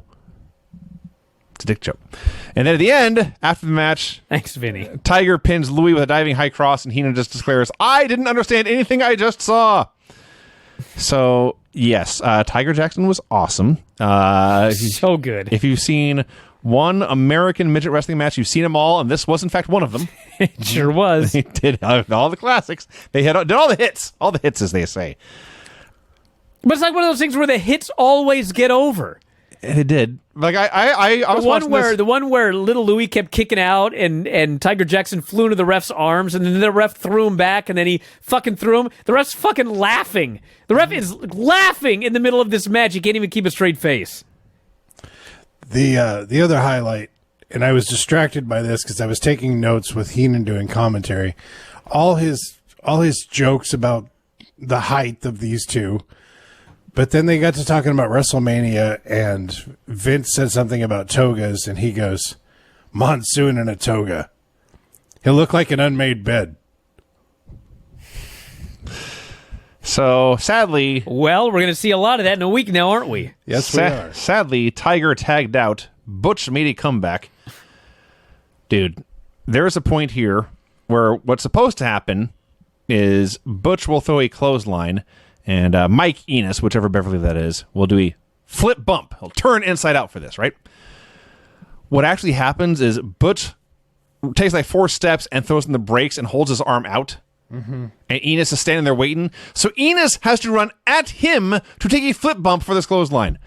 That was less realistic than anything Tiger Jackson and Little Louie did. Butch was so horrible in this These match. guys were terrible. Horrible. So Tiger pins Louie. Place goes crazy. There you go. Recap of Giant Gonzalez debuting at the Royal Rumble and then searching arenas for The Undertaker, which leads us to Bam Bam Bigelow versus The Undertaker. And maybe I'm the only one I thought this match was tremendous. I don't know if I go about tremendous, but I mean, I was very, very impressed. People forget, I don't, but people forget how athletic The Undertaker was before he physically began to fall apart in like 1998. This fucking guy ran so fast. Yes. And he's doing drop toe hold. Dude, his drop toe hold here, I swear to God, he looked like extra-sized Rob Van Dam. I marked out with his drop toe hold and watched it like 4 times. And Bam Bam, who is like as big in this match as I ever saw him, he's usually 300 something. He looked close to 4 here. But he's still moving, he's jumping, he's running, and he can throw The Undertaker around. It's totally believable because it's really happening. So the story here is The Undertaker's the dead man, right? He no-sells everything, but he doesn't just no-sell here. It's like what Ishii does, but in reverse. What Ishii does is you chop him, he no-sells it, no-sells it, no-sells it, and eventually he lays you out, but then when your back is turned, he actually sells to let you know he really hurts. Taker is selling for everything Bam Bam does. Every headbutt, every stomp, every knee, every elbow. He goes down, he takes his big giant bump and he's laying there, but then he does the zombie sit-up because whether through magic powers or simply through tremendous willpower, he is fighting through the pain. But you're aware everything Bam Bam does is hurting him, but none of it can keep him down. And so Taker, Bam Bam gets the heat. Taker's doing the bunch of clotheslines and Bam Bam won't go down because he's huge too. And finally Taker goes to the big flying somersault clothesline, but Bam Bam ducks, Taker goes splat, there's your heat. So Bam Bam's beating him up forever, but no matter what he does, Taker sits up. Body slam on the floor, Taker sits up. Big giant back suplex in the ring, Taker sits up. Over like 15 times. And Bam Bam is getting frustrated and he's pissed. His hands are on his hips, like, fuck, I can't keep this zombie down. God damn it. So eventually, I forget, he's like a body slam or something, but he lays Taker out. And he looks at Taker. He looks at the corner. He looks at Taker. And he starts to walk towards the corner, keeping an eye on Taker. Gets to the corner, looks back. Taker is still down. He climbs the ropes, looks at Taker again, starts to climb up to the ropes, and everyone in the world knows it's going to happen, but it's still awesome. And Bam Bam gets up there, and for all his caution, he goes to the big giant headbutt, and Undertaker sits up, and Bam Bam goes splat, and Taker starts his comeback with the very same big flying somersault clothesline he missed to start the heat. It was so perfect. Now, there was no finish, and that sucked. Taker hits a choke slam. Bam Bam rolls out of the ring and walks out and gets counted out. That part sucks. I won't defend it. Everything up till then, great. Well, you know, we had 2 athletic big men. And, you know, Vince is too... He's too fixated on big men. I don't know if you know this or not. He likes big men. Is that a new thing, or is it? Yeah. But the reality is, I mean, it's tough to go wrong when you have 2 big men. When they're good big men. It doesn't mean that everybody needs to be a big man, but big men matches are fun. And when they're athletic, they're a different kind of fun. When your big men are The Undertaker and Bam Bam Bigelow. It's a fun match, but fuck, what a shitty finish. Just beat somebody, dude. You know, Taker doesn't sell a ton. But he couldn't not sell for Bam Bam, and it just shows you what kind of a worker that Taker is, where he can, you know, not only be on the offense, but also do a really great job of selling. And Bam Bam, one of the most underrated big men in the sport, if you ask me. So Taker wins. He's like, whatever, I got my count out win. Fine. And his music's playing, he's doing the pose with the urn. And then out come Harvey Whippleman and the Giant Gonzalez. And he's standing there in the fursuit, just doing the only thing he can do, be tall. And he's tall, all right. He's very tall. There's no denying that. And Taker's going up the aisle to confront him. They got all the refs and all the geeks, and saw J.J. Dillon and Danny Davis out there keeping them separate. Paul Bearer is pulling Undertaker by the hair to stop him from getting at this giant. I know I said it was a small building, but this building was shaking. The camera was shaking. These people want to see these giants go at it. And, of course, eventually Whippleman just takes Gonzalez to the back and nothing happens, and there you go. Yeah, I mean, that's what happened, dude. So I was tired by this point. It was a long show. Mm-hmm. But the last thing we do, they come back from break, and Vince and Bobby don't know they're live. So Vince is explaining, no, your toga has a tail on the back. it has a hole in the back for your tail to go through. Vince's like, I don't have a tail. I'm not actually a weasel. And they realize they're on camera and they go into character. And Vince is screaming about, Bret Hart, Yokozuna, the Megamaniacs, the Undertaker. Heenan says, I don't have a tail. And he stands up in his chair and turns around and bends over to show Vince McMahon he has no tail. Please tell me you know this was a bit, Vinny. Of course I do. Oh, right. You're calling it like it was a shoot. It was amazing, though, when just Vince he's like kind of hunched over and he's talking to Bobby, explaining the suit. And Bobby didn't say we're live, but Bobby just goes, and Vince went, well, everybody, and he went through his whole thing, and Bobby just shook his head. These guys are so fucking good. Vince is like a totally different person watching these old shows compared to the fucking disaster that he is today. But, yeah, the show was a lot of fun. I can't imagine, even with the Toga Party, WrestleMania 9 being anywhere near this fun. Maybe it'll be so fucking horrible that we'll have a lot to bury. But if you're going to watch one, I shouldn't say this because we haven't watched WrestleMania in like 25 years, but I think this would be the one to watch. Not WrestleMania. So anyway, that's a review. Next week, our own Toga Party. Woo. Yeah, Vinny, your toga's downstairs, so I guess you could, don't take it home. No, leave it here. Afraid you won't bring it back. Just... Craig's got his. My sexy toga's on the way. Oh, no. It's not that sexy, but good. The problem is the ones I got you came in one size. Big. Triple XL. Yeah. That ain't going to fit me. That's true. So to get a medium-sized toga, child size, it was sexy sleeveless toga man. You have arms. So that'll be the, you're going to look forward to that. All our Twitch, YouTube top tiers, that's no reason to subscribe to the video. I've been